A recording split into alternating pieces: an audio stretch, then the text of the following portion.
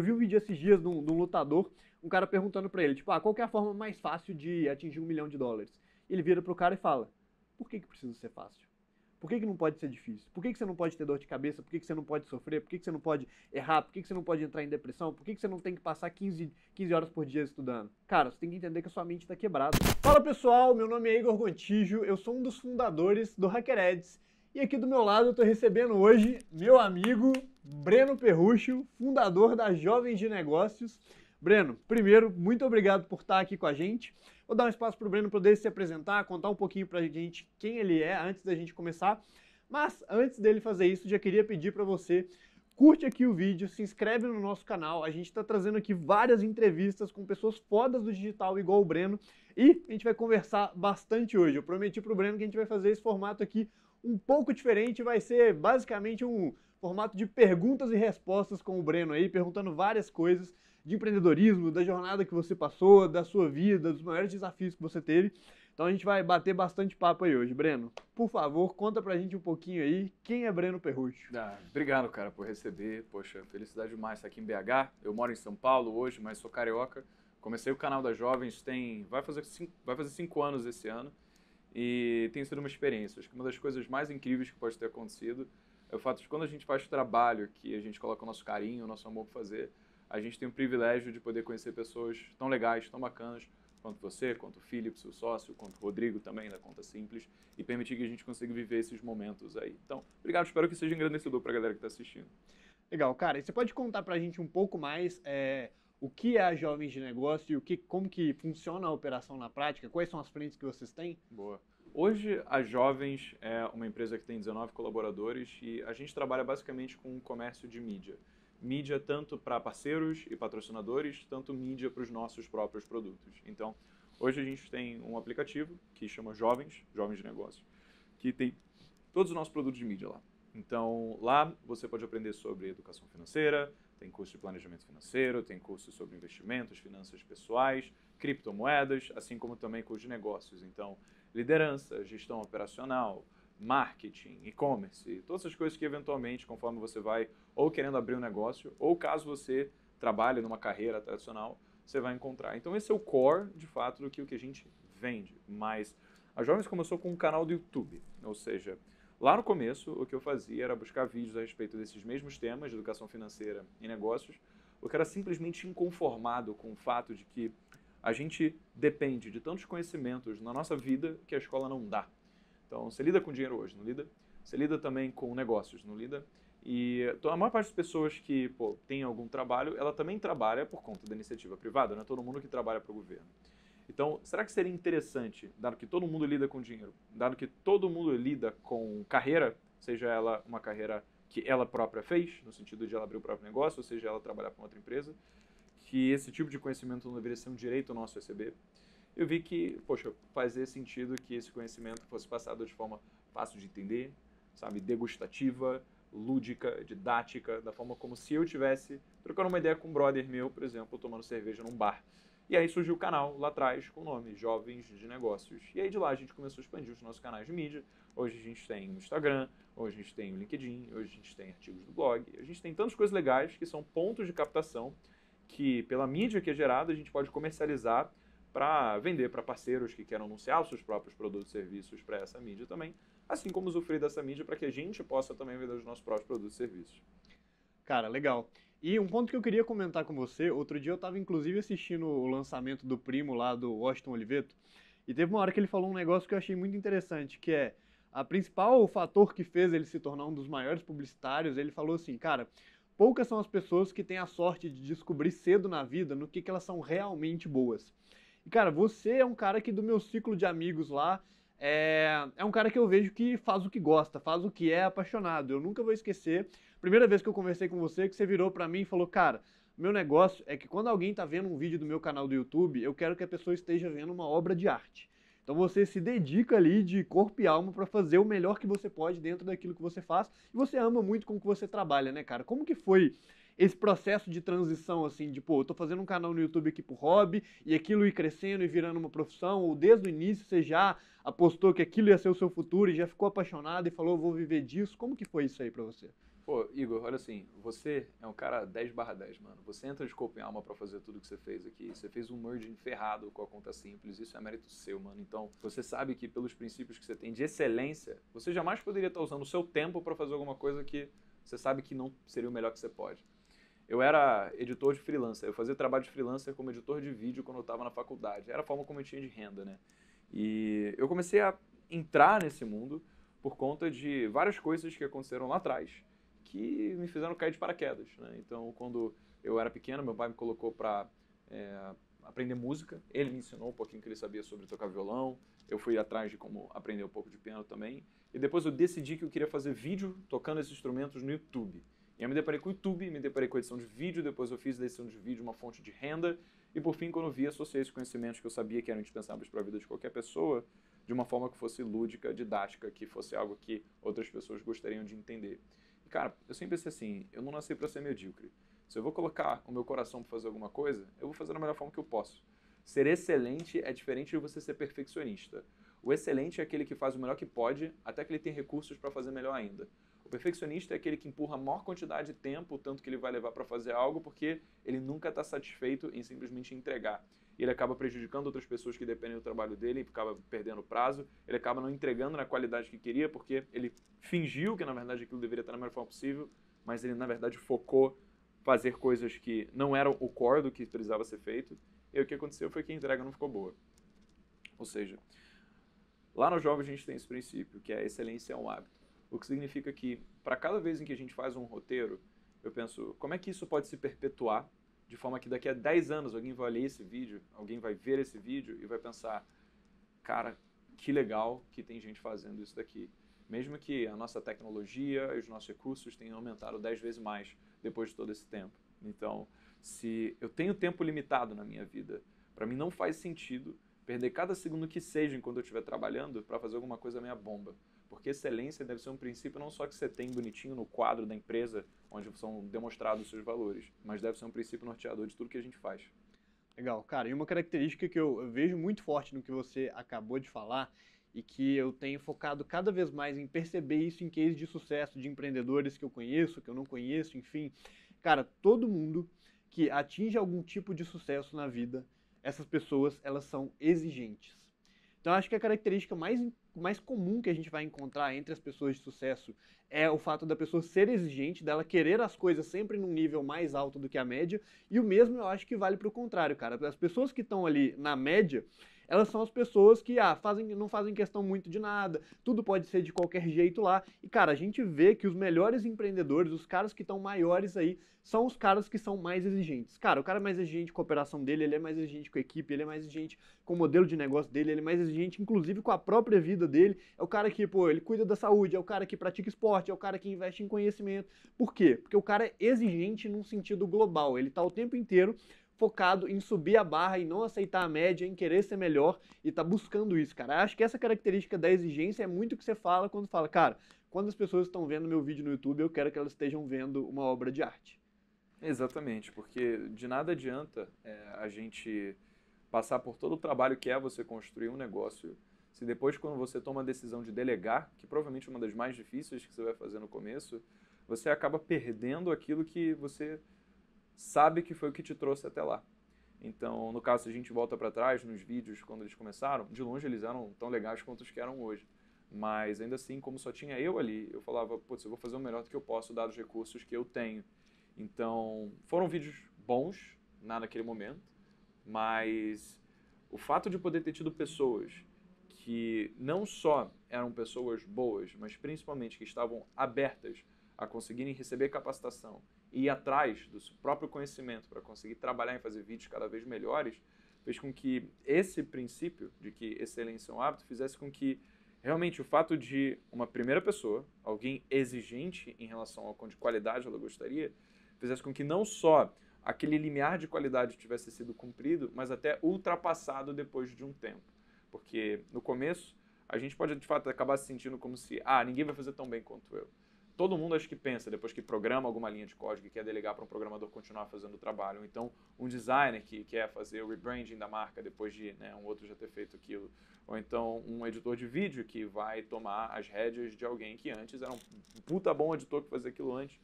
As pessoas têm resistência de delegar um trabalho que elas sabem que deram o máximo de si, porque elas pensam, talvez o outro não vai dar o melhor de si, ou talvez o outro não tenha competência para ser o melhor de si.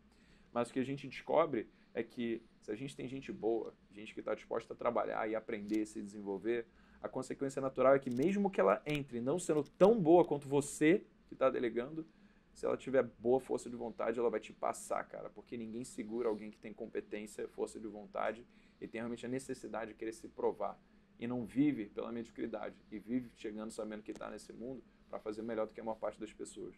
Legal, cara.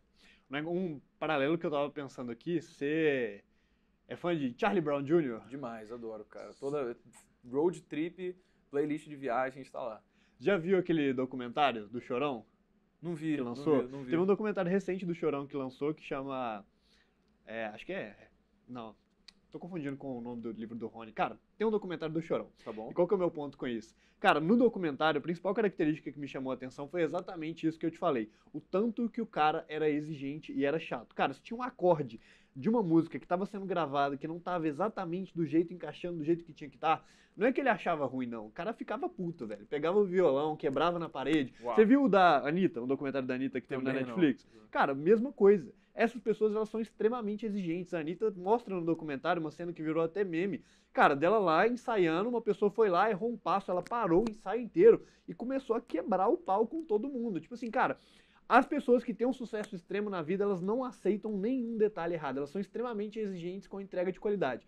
Você, na prática do seu dia a dia na Jovem, você é um cara chato com qualidade? Você é um cara que vê lá o vídeo sendo editado e tem uma cena, uma transiçãozinha que tá fora lá e fala, cara, isso não pode ficar assim. Até hoje. O que a gente vê é que a primeira coisa que o empreendedor busca ao buscar alavancagem é poder delegar. Mas a partir do momento em que você delega, você precisa fazer o processo de capacitação das outras pessoas. Acontece que se você é uma pessoa que, por mais que esteja delegando e esteja dentro da operação, você vai estar inevitavelmente tendo um monte de influência de tudo que está acontecendo. E você, como uma pessoa inquieta, uma pessoa exigente, vai querer dar pitaco no trabalho das outras pessoas. E tá tudo bem, cara. Hoje, eu ainda, quando vou receber os vídeos, eu faço a revisão das animações, eu faço a revisão das trilhas sonoras, eu faço a revisão dos cortes. Se tem alguma coisa que não ficou legal, então eu vou, todo vídeo, eu mando os bullets com a minutagem de cada uma das coisas que eu quero que sejam resolvidas. Eu precisava fazer isso? Não. Mas eu faço isso porque eu sei que ali não só é a minha imagem, não só é a minha empresa, como também é a forma como outras pessoas vão lembrar desse negócio lá no futuro e como que elas vão poder ter a melhor experiência de fato. Então, eu vejo que no futuro, talvez, o capricho de buscar fazer isso daí pode ser algo que é isso, nada mais do que um capricho, não é necessariamente uma necessidade. Eu, sinceramente, acho que tem um momento, eu acho que estou no momento em que acaba sendo isso mesmo. Mas a exigência é uma coisa que a gente faz porque a gente gosta, não necessariamente porque a gente precisa na maior parte das vezes, ainda mais quando você foi capaz de conseguir delegar a operação para um time de pessoas que muitas vezes é bem melhor do que você. Legal. Cara, essa característica que você falou, eu nunca parei pra pensar, né? No seu negócio, na hora que você vai fazer os vídeos do YouTube, aquilo ali é um negócio de longo prazo. Aquele vídeo vai estar lá no YouTube daqui 20 anos, daqui 30 anos, daqui 100 anos, vai saber. Esperançosamente, meu bisneto, tetraneto vai ver, né?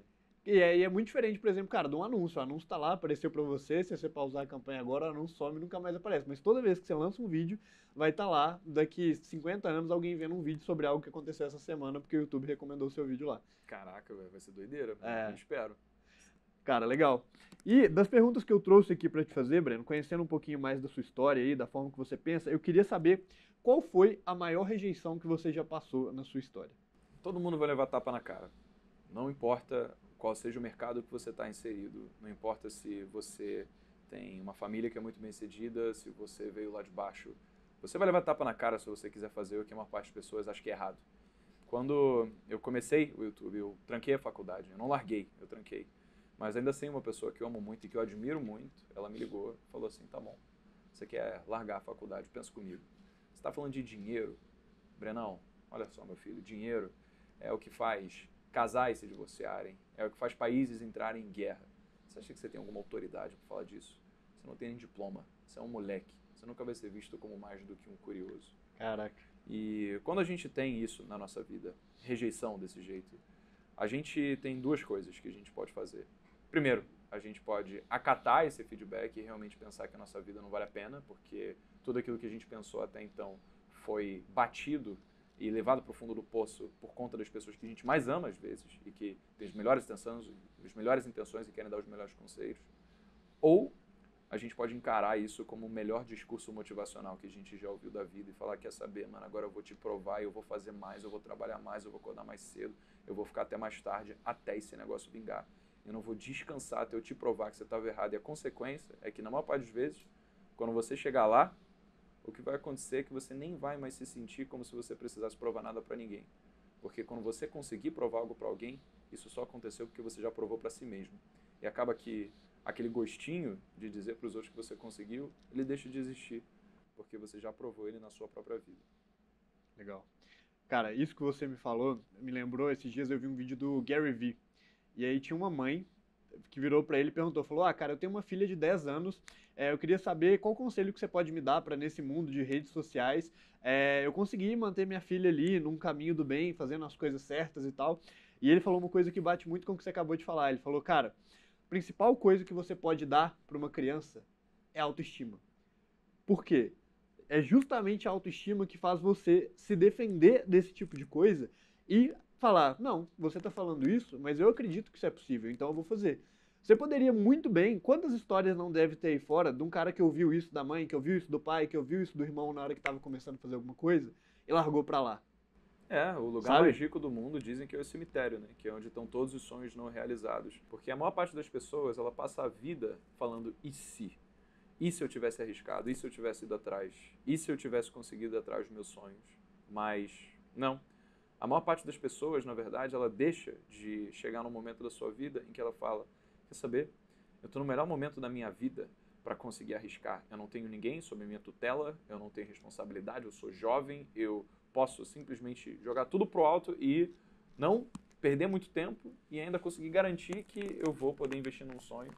Porque lá no futuro, de fato, eu não quero ser a pessoa que vai ficar pensando e se eu tivesse ido atrás, se eu tivesse arriscado, porque eu vou ter feito, eu vou ter batido no peito e falado eu consegui. E o que a gente mais vê também são pessoas que esperam a hora certa pra fazer isso, né? Só que aí o cara vai esperar a hora certa, aí passa um ano, passa 2 anos, aí o cara tá casado, aí tá com filho, aí tá... Passaram 1 milhão de coisas e o cara, tudo que ele consegue pensar lá na frente é, e se eu tivesse tentado na hora que eu tentei?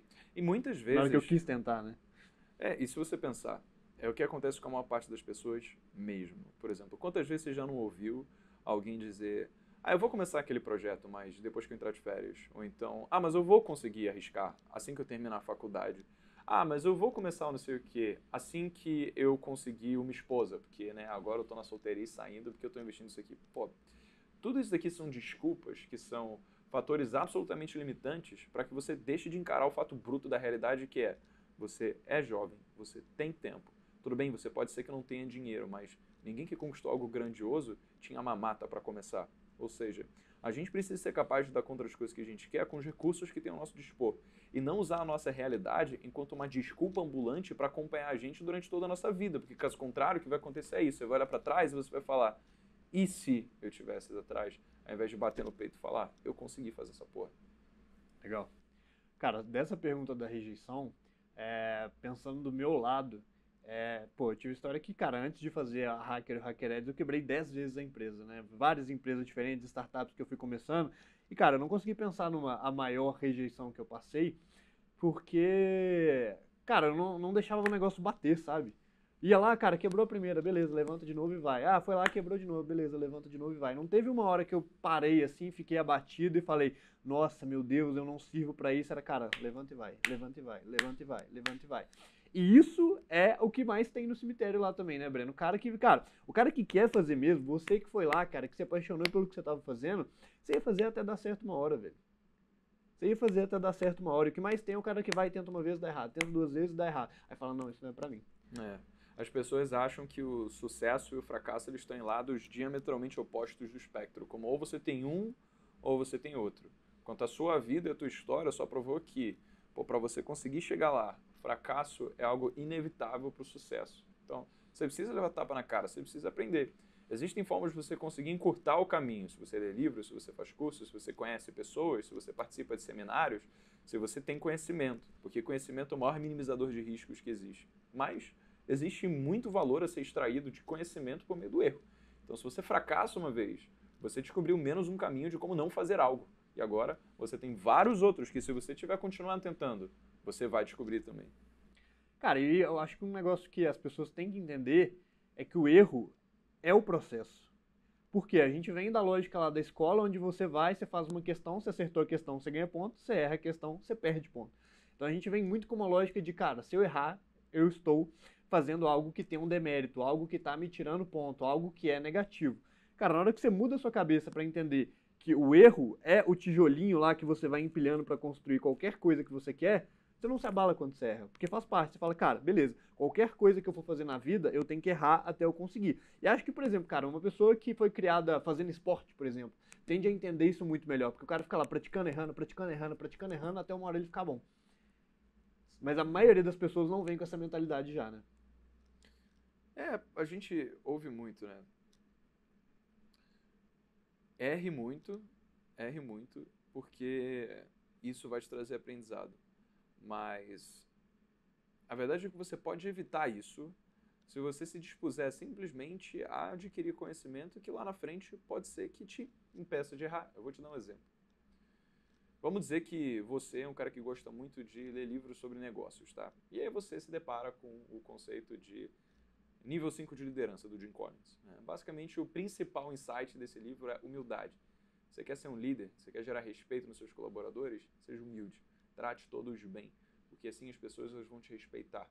Então, não seja o líder autoritário que manda os outros fazerem as coisas como se estivesse dando chibatada nas costas dele. Seja um líder que trabalha junto, que é o exemplo de cultura que tem ali dentro. Se você lê isso, então, lá na frente, quando você chegar no momento em que você vai ter que decidir se você quer ser uma pessoa gente boa ou vai ser uma pessoa pau no cu, você já vai saber o que fazer. Mas o aprendizado poderia ser o mesmo. Às vezes, poderia chegar no momento em que, se você não tivesse lido o livro, você seria um cara mal educado, arrogante, você seria um cara grosso, e depois do tempo você vai perceber que aquele método não estava funcionando, até você, por espontânea vontade, buscar outro. Mas o fato de você ter se disposto a aprender antes fez com que você pudesse encurtar esse caminho para não precisar pagar por um erro caro que iria te gerar aprendizado. Às vezes o conhecimento que a gente adquire antes é muito mais barato e vai trazer muito mais dinheiro lá na frente do que se a gente simplesmente for arrogante e achar que a gente pode descobrir tudo só errando. Legal, cara, bem legal. E teve algum momento da sua jornada que você pensou em desistir? Largar tudo, falar, cara, quer saber, eu vou destrancar minha faculdade aqui? Eu nunca pensei em desistir, nunca em nenhum minuto. E eu acho que hoje é muito fácil de falar isso, porque as coisas estão indo bem. Mas lá no começo, depois de ficar 6 meses trabalhando de graça, eu lembro que eu não tinha equipamentos bons, né, como tem hoje. Eu tinha um microfone de lapela, uma câmera que eu comprei com o dinheiro do meu trabalho de freelancer e um softbox com uma lâmpadazinha bem michucha que custava talvez os R$ 80 ali. E aquele era o setup inicial que eu tinha. O meu microfone de lapela, ele era com fio, não era aqueles wireless que hoje a gente tem, né? E pelo fato dele ser aquele microfone de lapela de R$ 12 que eu comprei no Mercado Livre, várias vezes eu gravava o vídeo, eu levava 2h30 gravando o vídeo, porque eu era horrível e eu sempre errava. E aí, depois de 2h30, eu via que ele não tinha captado o áudio porque o microfone não estava com contato com a câmera. E aí eu me lembro que eu pensava, respirava e dizia: faz parte do processo, isso daqui depois vai ser história para contar. Lá no futuro, quando eu tiver todos aqueles equipamentos bons e pomposos, vai ser tão mais fácil que eu vou poder olhar para trás e valorizar isso daqui que eu conquistei hoje. Porque agora, uma pessoa poderia desistir, não eu. Eu vou ser o que vai continuar. Porque lá na frente, eu vou estar muito mais grato de não ser uma das pessoas que vai dizer que o sonho é rico porque está no cemitério. Mas que a vida é rica porque eu consegui passar por tudo isso. Cara, legal. E nessa sua jornada das jovens, desde, cara, criar um canal no YouTube lá dentro do seu quarto até hoje, qual foi o pior dia, o maior desafio que você já passou? Um dia que você, cara, enfrentou um desafio lá que você falou, cara, não sei se vou passar dessa daqui. Aconteceu um momento assim? Já. Aconteceu recentemente. O maior desafio que eu passei foi tomar a decisão de juntar 4 empresas. Eu tinha uma marca de roupas, uma produtora de vídeos, um portal de notícias e a Jovens, que é uma empresa de mídia. E eu decidi juntar tudo isso numa única operação. A Jovens ficou com 45 pessoas no total, num espaço de 280 metros quadrados, que a gente subsidiava basicamente tudo isso. E o que aconteceu foi que, ao querer focar em tudo ao mesmo tempo, todo o negócio ele começou a ir para baixo. A gente começou a vender menos, a gente começou a dar prejuízo. As iniciativas que a gente tinha criado, que teoricamente deveriam ter sido criadas para conseguir gerar equity, elas por si também estavam dando prejuízo e as pessoas começaram a ficar desmotivadas. Então, eventualmente, eu precisei demitir pessoas. Eu precisei tomar atitudes drásticas para realmente conseguir sustentar o meu negócio. Só que quando você tem gente que você não só gosta de estar junto, às vezes pessoas que você realmente ama, que você tem próximas de você, e você tem que olhar no olho delas e dizer, você não pertence mais aqui, isso foi algo que eu falei, eu não consigo mais aguentar uma semana fazendo isso. Mas é aquilo, quando a gente tem um porquê grande o suficiente, nem as prisões mais sombrias podem segurar a gente. Então, sempre tive isso claro, onde eu queria chegar, para onde eu estava indo, e saber que o fracasso ele fazia parte do processo. Não gostaria de passar por isso de novo, espero e rezo para que isso não aconteça, mas se acontecer também, estamos aí para encarar a batalha. Legal. Cara, você falou que isso foi relativamente recente, né? Então, pô, a galera vê lá o canal das Jovens, milhões de inscritos, acha que é tudo festa, tudo mil maravilhas, mas não imagino que por trás, quando a gente fala que empreender é difícil do jeito que é e tem que ter a resiliência que tem, as pessoas não imaginam que tem que passar por esse tipo de coisa, né? Passar por um dia onde você tem que demitir pessoas que você gosta, por exemplo, né? No Hackered isso aconteceu, cara. Assim que, lá no início, logo depois que a gente recebeu a rodada de investimento da Hotmart, a gente, obviamente, igual todo startupeiro iniciante, pensou o quê? Cara, eu vou pegar esse investimento, vou investir na operação, vou contratar um monte de gente, essas pessoas vão performar bem e a empresa vai crescer. A gente olhando de fora, todo mundo pensa que é assim que funciona. E aí, cara, logo depois que a gente contratou várias pessoas para a equipe com investimento, o nosso CTO, ele decidiu sair da empresa. O Hackereds é uma empresa de tecnologia, estava sem CTO, só que outro erro que a gente cometeu foi que o time de tecnologia do CTO era os 2 melhores amigos do CTO e a mãe do CTO. Nossa. Então, na hora que o CTO saiu Saiu o time inteiro. A gente virou uma empresa de tecnologia sem time de tecnologia. E aí, cara, a gente tinha acabado de fazer um puto investimento na operação, tinha contratado gente de marketing, de edição de vídeo, de design, de várias coisas várias posições que a gente sempre quis ter e não tinha capital ainda para ter. E aí, na hora que isso aconteceu, a gente teve que, cara, semanas depois de ter contratado todo mundo, falar, galera, negócio é o seguinte, aconteceu tal coisa, a gente não consegue fazer esse investimento que a gente fez na empresa agora, demos um passo para trás. A gente teve que desligar todo mundo, voltar, começar a contratar o time de tecnologia do zero mas aí, cara, eu e meu sócio a gente entrou num modo de guerra. Eu simplesmente fui pro LinkedIn e comecei a chamar todos os programadores sênior que eu conhecia para trocar ideia. E o meu papel naquele momento da empresa que tinha acabado de começar e tal, que não tinha um produto muito grande, que não tinha 1000 funcionários, era, cara, ali, nesse momento você vira o vendedor de sonho. A única coisa que você tem para vender pro cara é o sonho. E aí que a gente encontrou o nosso CTO, que é o Arthur. Eu tinha feito um programa de aceleração de startup com ele um tempo atrás, e vendi o sonho para ele. Falei, cara, a gente tem essa empresa aqui, a gente acabou de ser investido pela Hotmart, o produto vai virar isso, isso e isso, a gente vai crescer lá na frente, não sei o quê. E a primeira resposta que eu tive dele foi, cara, não me leva a mal não, mas é que eu acho que vocês não têm dinheiro para pagar o meu salário. E aí, cara, eu fui lá, convenci ele entrou, começou a contratar o time de tecnologia todo comigo de novo, do zero, e aí a gente foi fazendo o negócio andar. E ele tá aí hoje. Ele tá aí até hoje, mas é exatamente isso, né? Quem olha hoje, Hackereds, o que aconteceu com Conta Simples, não imagina que esse tipo de coisa, cara, existem dias em que você vai acordar e que você gostaria de não ter acordado. Mas você precisa passar por isso, igual você precisa passar pelos outros dias que são bons também. É isso. Você quer achar motivação, irmão? Deixa a água bater na bunda. Porque a partir do momento que você se arruma um problema e você não faz ideia de como resolver, é aí que você consegue acordar cedo, é aí que você consegue ficar o dia inteiro trabalhando, é aí que você consegue encontrar o potencial dentro de você.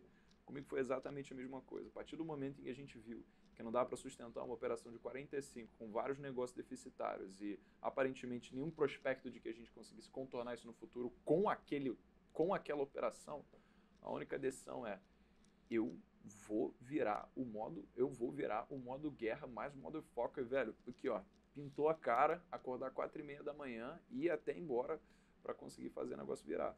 E aí quando você vê, vira, né? Quando você dá o máximo de si mesmo nesses momentos em que você não faz ideia do que ia acontecer, a solução vem. Parece que você precisa passar por isso para garantir que você vai conseguir ter algum resultado. Legal. E, cara, a próxima pergunta aqui é quais são os 3 princípios para começar a empreender? Mas até para falar disso, cara, tem uma história que eu acho legal contar, que para mim essa é a principal característica do porquê que as pessoas deviam empreender. Cara, empreender é legal, e tal, você tem uma possibilidade de alavancagem financeira, se tudo der certo, melhor, tem. Mas, cara, para mim, o principal é a sua forma de pensar, ela muda completamente, porque quando acontecem esses dias do caos, cara, você não tem para quem correr, se não adianta você sentar e chorar, você não tem para quem pedir demissão, a única coisa que você pode fazer é sentar e resolver o problema. E teve uma vez no HackerEds, perto dessa época da outra história que eu contei, que a gente contratou o primeiro vendedor para fazer o processo de vendas do HackerEds, o cara ficou na empresa 2 semanas, pô, tinha apostado no cargo, passei um tempão selecionando, filtrando, contratei o cara, passou 2 semanas, ele desistiu. E na hora que ele foi desistir, ele virou para mim e falou, Igor, cara, eu tô pensando em sair, não tô conseguindo vender, tá difícil para mim demais e tal, e tô querendo sair. E eu virei para esse cara e falei, cara, o negócio é o seguinte, você tá falando que tá difícil? Mas sabe qual que é a diferença do que você tá fazendo pro que eu tô fazendo? Ele falou o quê? Falei, cara, a diferença é que eu não posso virar que tá difícil e posso desistir. Então, cara, beleza, você pode ir, sair, falar que tá difícil, mas amanhã, se você sair, eu vou ter que estar aqui e eu vou ter que resolver esse problema. E se você fizer isso, eu vou pegar e eu vou resolver esse problema. Porque eu não tenho essa opção de pegar e desistir. Eu não posso abandonar o barco. Ou o barco afunda junto comigo, ou o barco não afunda. E eu tô aqui para fazer o barco não afundar. Então você pode até sair amanhã, mas esse problema que você tá falando que é difícil resolver, alguma hora eu vou resolver. E é até engraçado olhar para isso e pensar, pô, que fora do time do HackerEds, hoje em dia, time de vendas, vendendo, batendo sino, lá atrás teve um cara que virou para mim e falou, cara, não posso ficar nessa empresa vendendo, porque vender esse produto aqui é difícil demais. Uau! Uau! Que aula, velho. Que aula, cara.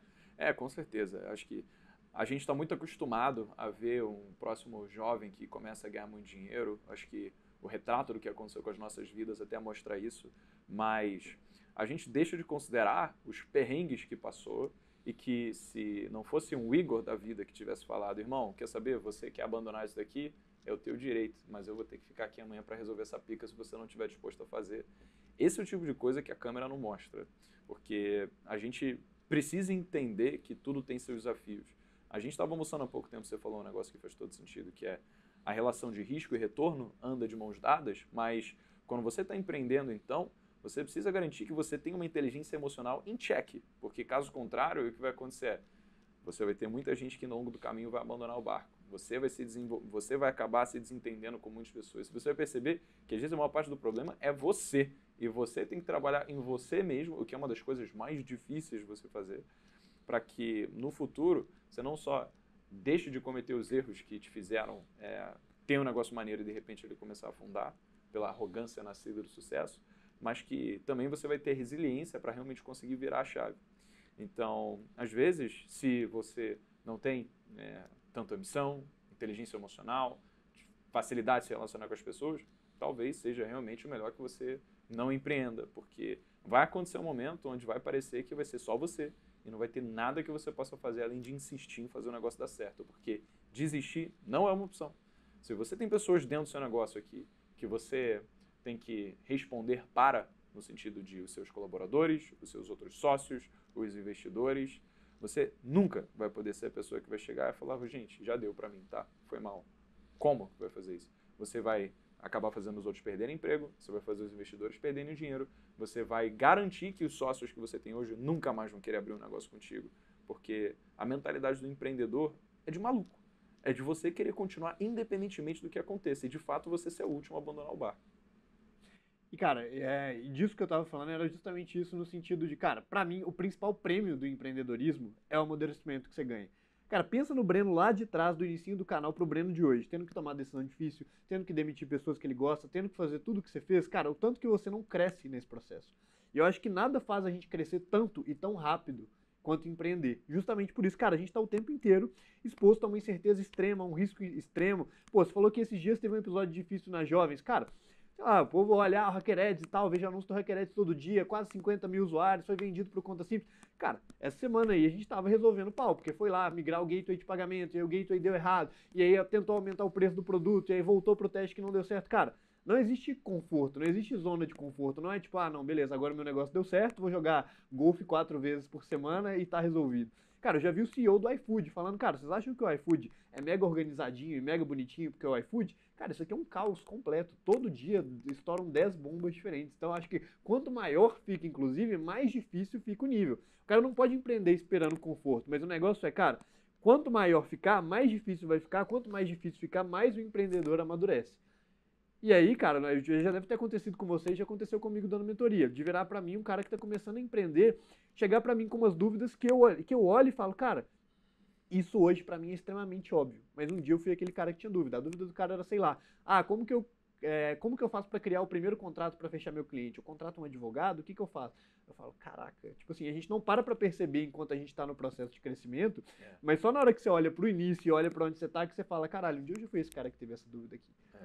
E dá uma baita satisfação também, né? Se olhar pra trás e falar, caramba, o Igor, o Breno, de 2 anos atrás, era um Neandertal, se comparado ao de hoje. E espero que no futuro a gente possa olhar pra trás e considerar o mesmo também, né? Porque acho que se a gente não estiver deitando com a cabeça no travesseiro conseguindo responder, pô, o que foi que eu aprendi hoje?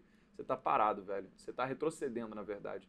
Porque nesse mundo, com inteligência artificial surgindo, com biotecnologia, nesse mundo em que tem tanta coisa fazendo com que a gente mude a forma como a gente interage com outras pessoas, se a gente não estiver progredindo na mesma taxa que o mundo, a gente está ficando para trás por definição. Então a gente precisa estar crescendo, a gente precisa estar se desenvolvendo como ser humano, enquanto profissional, enquanto alguém que tem um relacionamento, para fazer com que todas as áreas da nossa vida consigam acompanhar essas mudanças que estão permeando a sociedade. Legal. Cara, a próxima pergunta que eu tenho para você aqui é, Breno, na prática, de verdade mesmo, apesar do que todo mundo fala aí fora, é difícil empreender no Brasil? Olha, se eu fosse um alien e eu estivesse olhando a Terra agora e querendo me mesclar na humanidade, me disfarçar de um ser humano para escolher algum lugar para fazer minha vida, eu não poderia pensar em nenhum melhor lugar do que o Brasil. Porque existe uma tese no empreendedorismo de que onde tem problema, tem oportunidade. Pensa em um lugar que tem mais problema que o Brasil. Eu não consigo. Aqui, a gente é um dos países dos BRICS, o que significa que a gente é um país emergente, com uma alta taxa de crescimento, com mercado em expansão. A gente é um país que tem muita desorganização, muita burocracia, muito imposto. Mas, ainda assim, a gente é um país com um mercado incipiente de pessoas que têm muita disposição para dar o seu jeitinho para fazer as coisas acontecerem. A gente tem uma cultura naturalmente empreendedora e a gente tem muita riqueza aqui. Ou seja, a gente tem os fatores principais para garantir que qualquer pica que a gente busque para resolver tem solução. Vai ser difícil, mas eu acredito que eu preferiria muito mais aterrissar aqui no Brasil do que nos Estados Unidos. Por um motivo muito simples. Se eu fosse começar um canal do YouTube lá nos Estados Unidos, já tem outros 15 caras, às vezes 100 caras, que iam ter um canal tão bom quanto o meu, se não muito melhor. Só que aqui não tem ninguém fazendo. Aqui é muito mais fácil de você desbravar o mercado e ser pioneiro em fazer alguma coisa com um novo nível de qualidade. Basta você estar atento no que o resto do mundo está fazendo e o resto do mundo deixa ele brigar por si só, deixa competir, porque aqui a competição é muito fraca, se comparado ao que tem em outros lugares. Então a gente tem um mercado lindo sobre o qual a gente pode construir e trabalhar. Sim, existe muita dificuldade de governo, sim, pode ter que o governo tenha risco de confiscar as coisas que você faz, sim, mas ainda assim onde tem risco, tem retorno. E o prêmio acaba sendo muito maior também. Legal.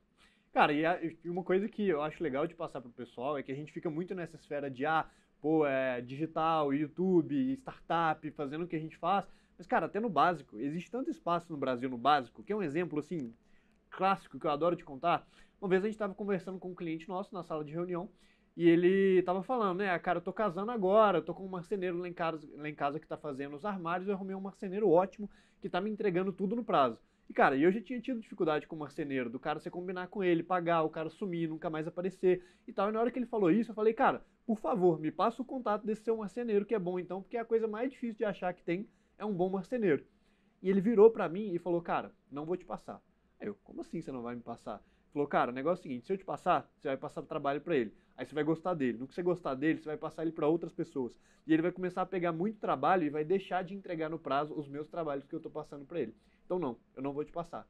Então, cara, você não precisa ser o mega inovador Steve Jobs da startup. Cara, qualquer coisa que você pegar para fazer extremamente bem feita no Brasil, você vai ter sucesso. Porque é o que você falou, tipo, cara, tá todo mundo tão ali, tão na média, tão acomodado, tão querendo fazer tudo tão mais ou menos, que se um cara pegar e falar, cara, você é a maior empresa de maçonaria do Brasil, cara, não pode conseguir, porque a competição tá muito embaixo ali, sabe? Não tem ninguém querendo fazer um negócio em alta performance mesmo, e ser gigante, prestar um atendimento bizarro, e entregar tudo no prazo. Cara, é isso, tipo assim, cara, se o cara entregar tudo no prazo, sendo marceneiro, tipo assim, não atrasar com as pessoas, não furar, já é um puta diferencial de mercado que destaca ele na frente de todo mundo. Exato. Isso é bizarro, se a gente parar pra pensar.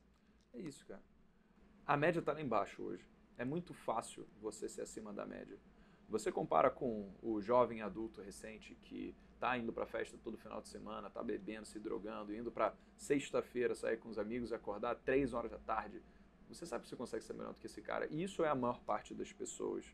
Se você está disposto a simplesmente fazer um pouco mais do que a maioria, não é que você vai precisar escravizar você para o resto da vida. É só você entender que hoje a gente está muito acomodado. Que hoje a gente simplesmente está numa cultura de tanto vitimismo, de dizer que as coisas não estão acontecendo do jeito que a gente gostaria por conta do governo, da economia, por conta da guerra da Rússia e Ucrânia, o que faz com que os preços aumentem, a nossa vida não é maravilhosa do jeito que a gente queria, porque as coisas não são como a gente quer. Isso é uma mentalidade muito pobre, porque a pessoa que tem a cabeça de vitimista é, por definição, preguiçosa. E também, por consequência, pessimista. É muito confortável para o pessimista chegar e dizer que não vai acontecer nada de certo. Ele é pessimista, afinal, mas a consequência disso é que ele é o quê? Ele também não vai levantar a bunda para fazer nada, então ele é preguiçoso. Ou seja, o pessimista, ele não consegue continuar sendo pessimista sem ser preguiçoso. Porque se ele fosse simplesmente realista, ele iria entender que qualquer ação que ele faz tem resultado, tem consequência. E se ele faz coisas que trouxeram ele até aqui, então ele precisa mudar as suas ações para que ele possa ter diferentes resultados. Einstein disse.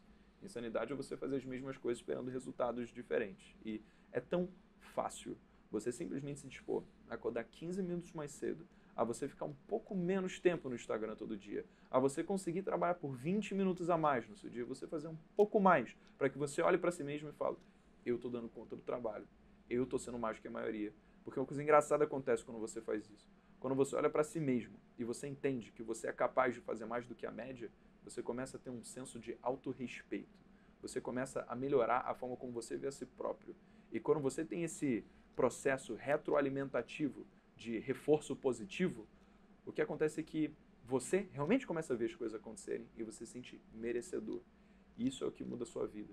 Porque quando você vê que você merece, você começa a entender que tudo aquilo que você sonha na vida, você vai ter. Melhor, já é seu. Tudo aquilo que você quer, o carrão dos sonhos, a casa que você quer ficar com a sua família, o presente de viagem que você quer dar para quem você ama, tudo isso já é seu. Porque você sabe que a consequência de você fazer mais do que a média, que é exatamente o que você está fazendo, é conquistar todas essas coisas. Então é só continuar assim, com disciplina e consistência, dando conta do trabalho, que tu vai chegar lá. Legal, cara. Isso que você falou é muito verdade e é algo que as pessoas não querem escutar de verdade, que é, cara, já me perguntaram, viraram pra mim e falaram, cara, mas como que você fez isso do HackerEd, de vender empresa, não sei o que e tal? Cara, não tem uma resposta mágica. Não tenho, não, porque não sei o que, eu fiz uma inovação. Cara, eu e meu sócio, a gente trabalhou 14, 15, 16 horas por dia durante 4 anos, sem parar. 8 da manhã, 1 da manhã, 8 da manhã, 1 da manhã, 8 da manhã, 1 da manhã. Cara, assim, no pior dos casos, se o negócio tivesse explodido, tivesse dado errado, a gente não tivesse vendido a empresa, a gente teria aprendido tanto que qualquer outra coisa que a gente fosse fazer depois daria certo. A galera não entende que é um efeito composto. Igual você falou, cara, é 20 minutos por dia? É 20 minutos, mas o que você aprendeu ontem vai somar com o que você aprendeu hoje, que vai aprender com o que você somou depois de amanhã, e no final das contas você não tem 1 hora de conhecimento. É exponencial o negócio, vai juntando, vai juntando, vai juntando. E, cara, se 20 minutos faz isso, imagina o cara que faz 5 horas por dia, 4 horas por dia, o cara fala, mas eu tô desempregado, não sei nada. Cara, você quer virar a sua vida? Do nada, do zero. Cara, eu tô desempregado, não sei o que, minha mulher acabou de me largar, eu não tenho onde morar, não sei o que, eu tô morando de favor na casa do meu amigo. Velho, você quer virar a sua vida em 1 ano?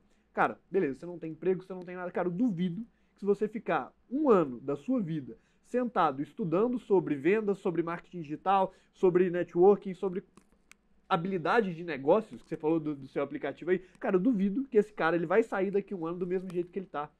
Cara, 1 ano, beleza, talvez não, mas, cara, 2, 3, 10, 15 anos, é impossível esse cara não ficar milionário. Porque o efeito é composto, cara, é o que você falou, ele tava muito na frente de todo mundo e o efeito ele é composto. Então, cara, 12 horas por dia, senta, estuda, pior, mano, no mínimo, no pior dos casos, você vai conseguir, tipo, um bom emprego. Porque você vai ter muita habilidade, muito curso, vai se destacar na frente dos outros candidatos e vai conseguir virar. Não é difícil, só que é igual emagrecer. O cara não quer escutar que ele precisa comer menos, se exercitar todos os dias, sofrer pra fazer aquilo acontecer. Eu vi um vídeo esses dias de um lutador, um cara perguntando pra ele, tipo, qual que é a forma mais fácil de atingir $1 milhão? Ele vira pro cara e fala, por que precisa ser fácil? Por que não pode ser difícil? Por que você não pode ter dor de cabeça? Por que você não pode sofrer? Por que você não pode errar? Por que você não pode entrar em depressão? Por que você não tem que passar 15 horas por dia estudando? Aí ele vira pro cara e fala, cara, você tem que entender que a sua mente tá quebrada. Sua mente tá programada pra achar o jeito mais fácil de fazer as coisas. Mas as melhores coisas são as coisas difíceis. Nossa. Não tem que ser fácil. Não é fácil. É difícil. Não existe o jeito fácil. Isso você vê na prática, cara. As coisas são mais gratificantes quando você tem suor para conquistá-las. E tá tudo bem. A vida não é justa, ela não nasceu para ser e a gente tem que lidar com isso e encarar a verdade como ela é. Mas quando a gente dá conta do trabalho, independentemente do quão mais fácil ou difícil tenha sido em comparação com outra pessoa, a gente conquista, puta, velho, é aquele sentimento de você fala, eu fiz, eu cheguei, eu abri mão de tudo, seja de amigos, de família, de viagens, de bebida, de o que quer que um monte de gente que você está falando deixaria de fazer, não deixaria de fazer. No caso, como você falou, trabalhando 16 horas por dia, né? E você indo lá de 1 da manhã, você indo dormir 1 da manhã para acordar às 8 horas da manhã e continuar nesse ciclo infinito. Putz, o esforço paga. O esforço paga. Consistentemente, dia após dia, você dando conta do trabalho, você vai chegar. É uma questão de estatística, né? A maior parte das pessoas assume que é isso. No primeiro fracasso, acabou. Porque elas falam, não dá certo. Mas a verdade é, se você expande o espaço amostral de tentativas que você faz, então você expande a chance de que uma delas dê certo. Porque você não precisa fazer com que todas as suas iniciativas deem certo. Você falou que você quebrou 10 negócios. Legal. Você só precisa de uma para fazer dar certo.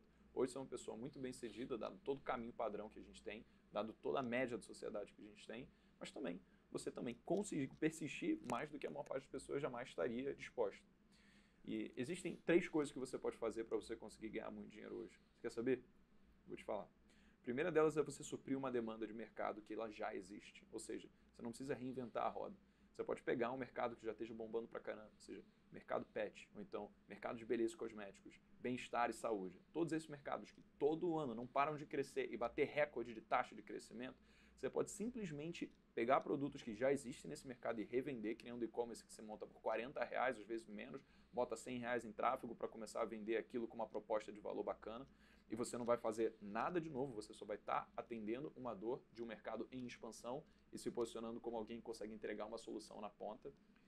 Segundo, você pode, de fato, inovar e buscar conhecer algum mercado e atender uma dor que ninguém antes tenha resolvido, como, por exemplo, o que fez o Hacker Ads, que foi pegar essa dor de pessoas que tinham muita dificuldade em fazer gestão de tráfego e conseguir compilar isso numa plataforma que deixasse a experiência tão fácil que até uma pessoa que nunca fez gestão de tráfego na vida iria conseguir fazer.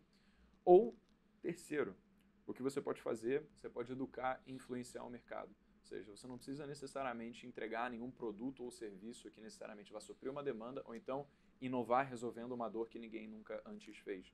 Você pode passar conhecimento sobre como alguém pode se beneficiar desse mercado, da mesma forma como faz Jovens de Negócios falando sobre educação financeira, da mesma forma como faz Pedro Lois falando sobre ciência, então o professor Jubilu falando sobre biologia. Você pode educar um mercado e influenciá-lo. Aí sim, entregando produtos e serviços que são de outras marcas, ou até você criando os seus próprios produtos e serviços e entregando os seus. Você tendo essas 3 formas de conseguir ganhar muito dinheiro, suprindo uma demanda de mercado já existente, ou então inovando, ou então educando e influenciando o mercado, você sabe que todo o escopo de conhecimento que você precisa ter na vida para você ganhar dinheiro jaz dentro de alguma dessas 3 esferas. Se você souber isso, você está feito. Legal. Breno, minha próxima pergunta para você é, você acha que você teve sorte? Eu acho que eu tive sorte, eu tenho certeza que eu tive muita sorte. Eu tive mais sorte do que a maior parte das pessoas jamais vai ter na vida. Eu tive teto onde morar, eu tive comida para comer, eu tive cama onde dormir, eu tive pais que me amavam. Pude não ter meu pai por todo o tempo que eu queria, mas eu tive ele ainda assim. E sou muito privilegiado de poder ter tido o conhecimento que ele me passou. O que eu não tive foi gente dizendo o que eu precisava fazer com a minha vida relacionada a negócios. Eu tinha uma família que era muito tradicional, uma família que era absolutamente aversa a risco, que tinha o maior sonho como se ter um filhinho que passasse para concurso público. Então, Sim, eu pude trabalhar, eu pude estudar, eu tive acesso a tempo para conseguir me dedicar e construir o meu negócio, mas acordar 4:30 da manhã e dormir 10 horas da noite durante 8 meses para conseguir fazer o negócio começar a vingar, isso daí fui eu. Isso daí não foi pai, não foi mãe, não foi dinheiro que foi me deixado, isso daí fui eu. Então, acho que a gente precisa considerar que, sim, a gente tem sorte. E se a gente reconhece isso, que a gente é privilegiado e teve sorte, que é a nossa obrigação exercer um alto retorno sobre a sorte que a gente tem. Não ficar que nem pessoas que têm tudo na vida, sentam na mesa da sala assistindo Netflix, comendo Doritos e acha que a vida está ganha porque papai e mamãe dão tudo para ti. Se você reconhece que o que hoje você tem não é seu, porque não foi conquistado por você, então você começa a acordar para a vida, virar a chave e dizer que você tem que ir atrás das coisas. Então que bom que você tem tempo, que você tem saúde, que você tem pais que te amam, ou que você tem cama, teto e comida. Porque tem muita gente rezando agora no chão duro, justamente para ter metade disso daí que a gente tem. Então se a gente tem que reconhecer os privilégios que nos foram concedidos, e ao invés de ser displicente com todos eles e jogá-los no lixo, simplesmente reconhecer a oportunidade que é conseguir arriscar, conseguir trabalhar em cima dos nossos sonhos para conseguir compensar justamente todas as pessoas que não tiveram isso.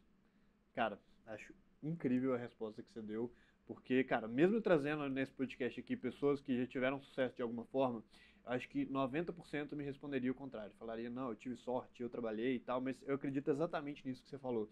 Sabe um outro cara que acredita nisso que você falou? O fundador do Slack. Ele fala exatamente isso. Fala, cara, sucesso é 80% sorte. Igual você falou, cara, eu tive sorte, mas não foi tudo. Ele fala, cara, 80% é sorte. Cara, querendo ou não, a gente nasceu num cenário super favorável também, pô. Tive meus pais, tive onde morar, cresci num bairro legal, estudei em escola particular a vida inteira. Então, assim, falar, nossa, eu saí do zero e a meritocracia, cara, não é do zero, sabe? Eu só poderia me comparar com um cara que fosse exatamente igual a mim, que viveu a mesma história, que os acontecimentos aconteceram no mesmo momento, com o mesmo impacto, mas fora isso, não tem como falar que eu me saí melhor ou pior do que alguém, porque as pessoas começam de pontos diferentes. Então, cara, eu sou totalmente dessa teoria. Cara, por exemplo, outro dia o Felipe virou pra mim e a gente tava conversando, ele virou pra mim e falou, cara, por que você acha que o HackerEd deu certo e várias startups que tem aí fora quebram o tempo inteiro? Eu falei com ele, falei, cara, em certo ponto eu acho que foi sorte, mas sorte no sentido de, qual que é a história minha e do meu sócio mega resumida, né? A gente tinha um grupo de rap aqui em Belo Horizonte, pessoas que cantavam rap, faziam rap, gostavam de rap. A gente se conheceu nesse ciclo e por conta disso, dessa afinidade com música e tal, e bem parecido com o que você falou, a gente começou a mexer com marketing. Então a gente foi mexer com marketing digital e a gente foi fundar a empresa tendo como expertise base essa experiência que a gente tem de anúncios que a gente usa pra caramba até hoje. E tem vários outros fundadores de startup que, cara, a expertise do cara é em gestão, a expertise do cara talvez é em biotecnologia, a expertise do cara pode ser várias outras coisas. A nossa era em marketing digital. Então a gente sempre soube vender o produto muito bem desde o dia zero, sabe? E isso fez a gente virar. Agora, cara, eu falar que não, foi mérito meu ter a minha principal habilidade ter sido marketing digital? Não, cara, isso foi um acaso por conta de um negócio de música que eu comecei a gostar, que se desembolou em outra coisa. Tipo, não é uma coisa que eu escolhi. É um caminho que a vida me levou. E poderia ser que eu poderia ser um dos vários caras que criam startup aí fora que não tem essa habilidade básica, que é muito importante para fazer um negócio dar certo, e pode ser que eu tivesse quebrado por conta disso também. Então, cara, se falar que não tem participação nenhuma do acaso, eu acho exagero também. Cara, pra mim é isso, 80% é sorte, mas você tem que fazer os outros 20% muito bem também. Mas assim, muito bem. Senão o negócio não vira também. O Jim Collins tem um conceito chamado de retorno sobre a sorte. A gente não pode escolher onde a gente nasceu, a gente não pode escolher como que a sociedade nos trata ou quem são nossos pais. Mas a gente pode escolher o que fazer a respeito com as circunstâncias que nos são concedidas, onde focar, e a gente pode escolher como interpretar as coisas à nossa volta. O que significa que, sim, Bill Gates dificilmente ele teria tido o sucesso dele se ele tivesse nascido na Zâmbia, porque os pais dele eram uma família muito bem estruturada, ele estudou numa escola que, por coincidência, era uma das primeiras nos Estados Unidos a ter computadores, e ele encontrou sócios que juntos ajudaram ele conseguir construir aquele negócio que a gente chama de Microsoft hoje. E se tivesse sido diferente, dificilmente ele teria sido Bill Gates. Por outro lado, a gente não consegue negar o tempo de trabalho, a dedicação e todas as coisas que as pessoas muito bem-sucedidas abriram mão para conquistar, para conseguir fazer a sua sorte também. Porque muitas vezes o que a gente tem como sorte é nada mais do que a consequência da gente ter se dedicado tanto, se preparado tanto e estudado para conseguir identificar oportunidades e saber o que fazer com elas. Se, por exemplo, algum bilionário chegasse para o Igor agora e falasse assim, irmão, toma um crédito no valor de 500 milhões de dólares, tá? Porque a gente vai abrir uma planta industrial lá nos Estados Unidos, dentro do estado do Texas, que vai conseguir se tornar a maior mineradora que o mundo já teve. Você provavelmente não ia fazer isso, apesar de, talvez, isso ser uma possibilidade. Se o cara ele vai lá e faz isso e ele consegue, é porque ele identificou uma oportunidade por conta do conhecimento que ele adquiriu e ele viu que aquilo ali podia dar resultado. Então, sorte pode ser sim a consequência de experiências e aprendizados que a gente teve, tanto de forma passiva, mas também tem muita sorte que a gente constrói por conta de ativamente ter dado conta do trabalho, ter sentado a bunda na cadeira e estudado, ter ido atrás de pessoas certas para a gente conhecer. Então, claro, não sei em relação ao percentual de sorte, se é 80, 20, se é 50, 50, acho que cada um vai ter a sua percepção ou até a sua realidade em relação a isso. Mas eu acredito que ela não pode ser negada e se a gente tem qualquer possibilidade de usar o nosso tempo para se engrandecer pessoalmente, então a gente deveria aproveitar qualquer oportunidade de fazer isso, porque às vezes é uma linha num livro que a gente lê a mais, que pode fazer com que a gente identifique oportunidades lá na frente. Ah, essa linha ter aparecido por acaso para você, será que foi sorte? Pode ter sido. Mas se você não tivesse escolhido pegar o livro para começar, talvez você jamais conseguisse ter tido encontro essa oportunidade lá na frente. Ela ia ter passado por você e você nunca sequer ia saber que ela jamais existiu. Legal. Cara, qual foi o melhor conselho que você já recebeu? Trate a todos bem. Independentemente de quem sejam, que façam, que pense. Seja gente boa. A gente nunca sabe quando pessoas que cruzam a nossa vida podem estar numa posição de ajudar a gente lá na frente. Quando meu pai era criança, adolescente, ele estudava numa escola que ele tinha um amigo que ia muito mal nas matérias. Meu pai era crânio, ele tirava sempre nota boa. E esse amigo dependia dele para conseguir passar nas provas. E meu pai ajudava ele. E o meu pai, ele por ser uma pessoa muito inteligente, sempre conseguiu ir bem. Mas esse amigo, não. Apesar de atribuir ao meu pai o fato dele ter conseguido passar de prova a prova e conseguir ter se formado. Anos passaram, eles mantiveram contato, meu pai se tornou um engenheiro contratado pelo metrô, na época que ele era do governo, até que o metrô de repente foi privatizado, lá no Rio de Janeiro. E aí, meu pai, como querendo pedir um conselho para um amigo, liga para esse cara, que eles se conheciam, e confessou que ele estava numa situação muito difícil, né? Mas ele não pediu nada, ele não falou nada, ele só disse que era isso que tinha acontecido com alguém desabafa, com alguém que confia.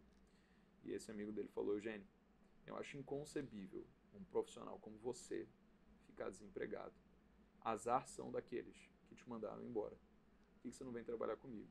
E esse cara foi o fundador de uma marca na época chamada de Elos Jeans. Hoje a gente conhece como Elos e ela está aí espalhada no Brasil inteiro. Então uma pessoa que lá atrás tinha todos os motivos pelo qual meu pai poderia considerar que não seria ninguém na vida, dado o caminho padrão, acabou saindo do caminho padrão e se tornando um homem incrivelmente bem-sucedido, mais bem-sucedido do que meu pai jamais se tornou. E ele contratou meu pai.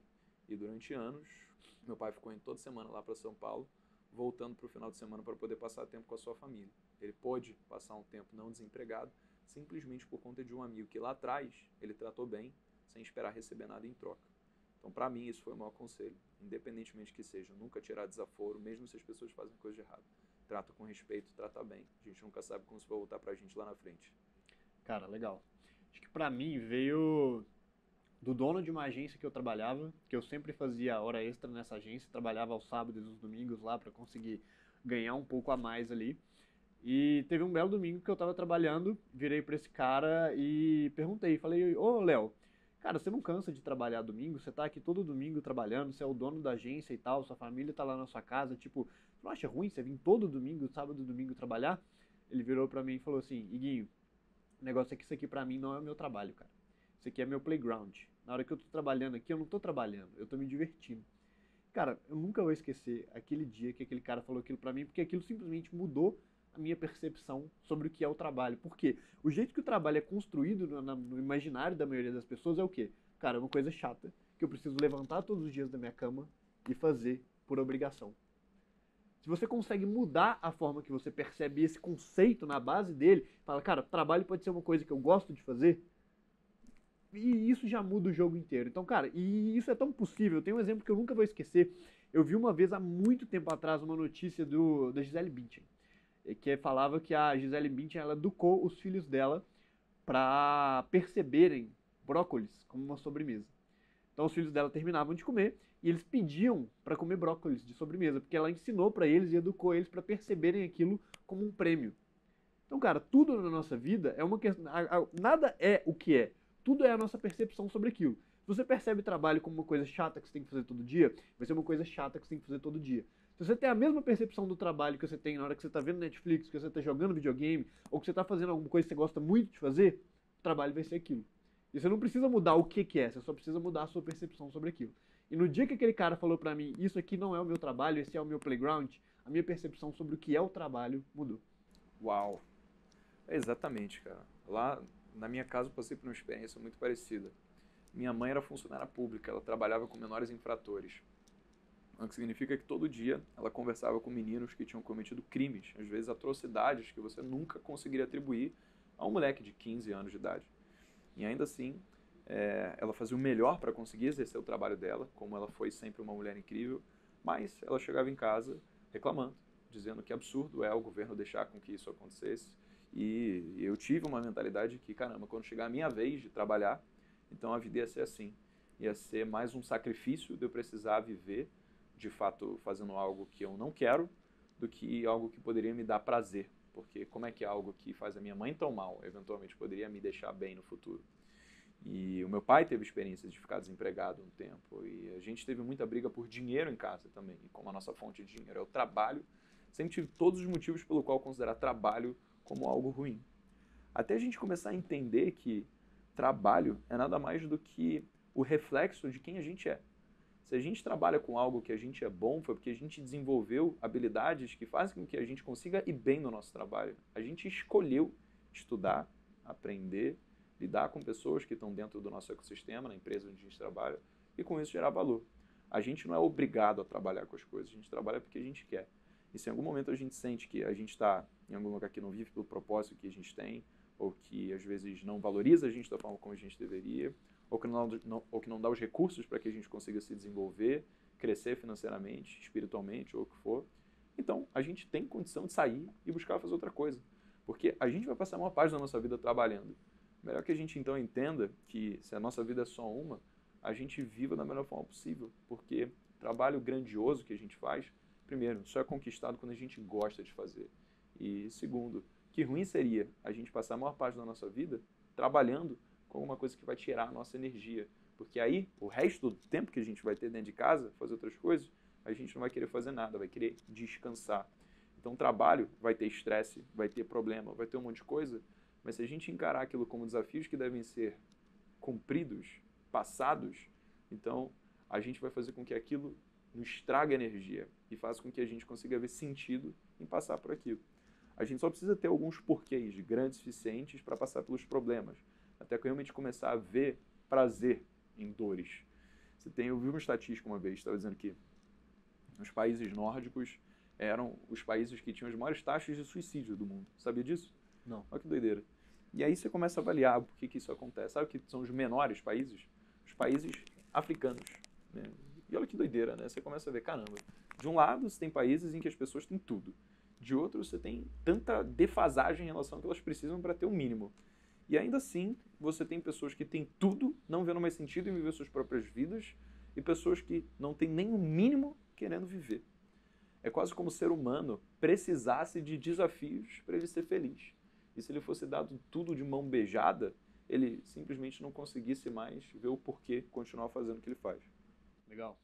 E, cara, isso é uma coisa que eu vejo também, eu até falei no podcast que a gente gravou junto lá, que é justamente isso, cara. Eu olho para as partes ruins da minha história, né? Pô, meus pais terem quebrado, tudo que aconteceu comigo, e eu falo, hoje, olhando para trás, eu falo, cara, se nada disso tivesse acontecido comigo, eu tenho certeza absoluta que eu ia ser mais um cara playboyzinho, que teve tudo na mão, que fez alguma coisa normal da vida lá e tal. Cara, eu fui obrigado a fazer o que eu tinha que fazer. Na minha cabeça, cara, eu tinha 18 anos, tinha 100 mil de dívida no meu nome, e 100 mil de dívida pra mim era o equivalente a R$ 1 bilhão pra mim hoje. Era um negócio que eu nunca ia conseguir pagar.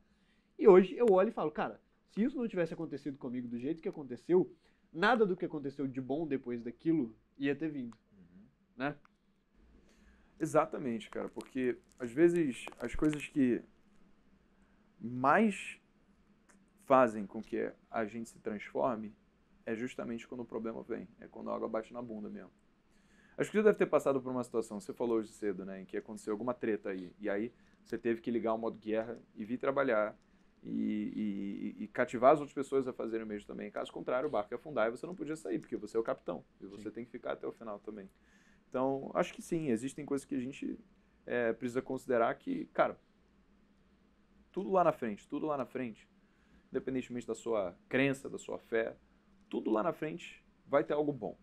Pode ser que hoje a gente não saiba o que é, mas a gente não pode ser arrogante em pensar que a gente tem conhecimento necessário em relação a todas as variáveis da vida para acreditar que é game over agora, que o que aconteceu encerrou o jogo.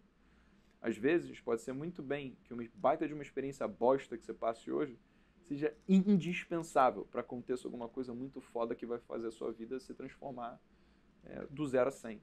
Então, a gente sempre tem que considerar que eu sou humano, eu sou ingênuo, eu sou imaturo, tenho muito que aprender.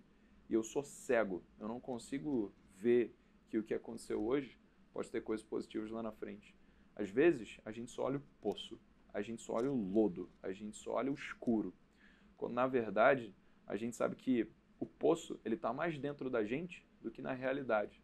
Nietzsche falou, a gente tem que tomar cuidado para que a gente não deixe o monstro nos dominar, para que a gente não acabe virando um monstro por si.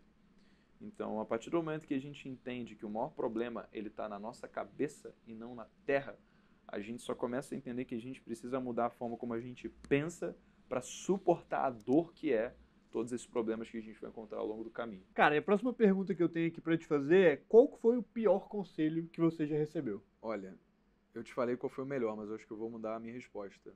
Eu acho que o melhor conselho que você vai me dar vai ser você dizer qual foi o pior conselho que você recebeu. Cara, o pior conselho que eu já recebi, olhando pra trás, foi quando eu quis fazer faculdade de publicidade e viraram pra mim e falaram pra eu não fazer porque publicitário não ganha dinheiro, porque todo publicitário é pobre. E hoje eu ganho minha vida fazendo marketing digital, tenho uma plataforma de anúncios online, querendo ou não, eu vivo de publicidade, então assim, se eu tivesse escutado que publicitário não ganha dinheiro, eu não estaria fazendo nada do que eu faço hoje. Brilhante, irmão. Brilhante. Você vê, né? Existe muito publicitário que de fato é pobre, até porque o curso ele é muito engessado, né? Quando você vai ver publicidade e propaganda nas faculdades, você não vai aprender a gerir tráfego, você não vai aprender copywriting, você vai aprender, né, coisas tradicionais que o mercado tem de mídia offline ou tudo. Ele ainda está muito defasado em relação às reais demandas no mercado. O pior conselho que eu recebi foi o meu tio dizendo para eu voltar para a faculdade. Não porque ele tivesse mais intenções ou porque ele não me amasse, mas simplesmente porque ele tinha um conhecimento limitado do que era possível de fazer, dado o conhecimento que eu tinha e a pessoa que eu era. A verdade é que se você quer empreender, você consegue empreender respondendo três coisas, que é o que é que move o seu motor econômico? O que é que você pode fazer que realmente atende uma demanda no mercado e que o mercado está disposto a pagar para você ganhar dinheiro? Segundo, o que você faz de diferencial em relação a outros players? Ou seja, o que é que te destaca e faz com que os outros sejam capazes de responder? Eu estou comprando isso dessa pessoa em específico por preencha a lacuna. E terceiro, o que você gosta de fazer? Chances são de que se você gosta de fazer algo, você vai ser bom nessa coisa também. E o resto vem. Você começa a ganhar dinheiro, você também começa a ter diferenciais em relação a isso. Quando você olha para jovens, eu me considerava razoavelmente bom em editar vídeos. Isso foi indispensável para começar a fazer os primeiros vídeos. Eu não era bom falando, eu não era bom escrevendo roteiro. Inclusive, eu achava que era uma pessoa até abaixo da média em relação à facilidade de absorver conteúdo. Mas eu acho que talvez isso tenha vindo a ser até um diferencial também, porque eu pensava, se eu levo tanto tempo até eu conseguir aprender algo, irmão, se eu aprender e eu estiver ensinando aquilo, eu posso ter certeza que qualquer criança de 9 anos que for ver isso daqui vai entender também. Legal, isso te obrigou a ser mais didático, né? Exatamente. Porque eu precisava estar entendendo o que eu estava falando. Ou seja, eventualmente, eu percebi que o público jovem quer aprender sobre educação financeira e negócios. E você falar como se estivesse conversando com um amigo num bar é um diferencial. E você falar sobre educação financeira e negócios é uma coisa que, porque muda as nossas vidas, é gostoso. Então, todas essas três coisas foram cumpridas e elas, na minha cabeça, quando meu tio chegou para mim e ele falou isso, eu sabia que elas iam ser cumpridas. Por isso, por mais que ele tenha me dado um conselho, no caso, na cabeça dele, quase que uma exigência, e eu tenha arbitrariamente decidido refutá-la, foi talvez a melhor coisa que eu tenha feito até agora. Caso contrário, eu não teria estado aqui pra gente ter esse papo. Legal. Cara, eu acredito que todo mundo tem uma crença central. Se amanhã você fosse esquecer quem é o Breno, tudo que você já aprendeu, todas as características da sua personalidade, e você pudesse manter uma crença, uma coisa que você acredita pra você deixar e começar do zero de tudo. Qual que é essa crença que você ia manter? A é A. Ah, é A? A é A, não é B.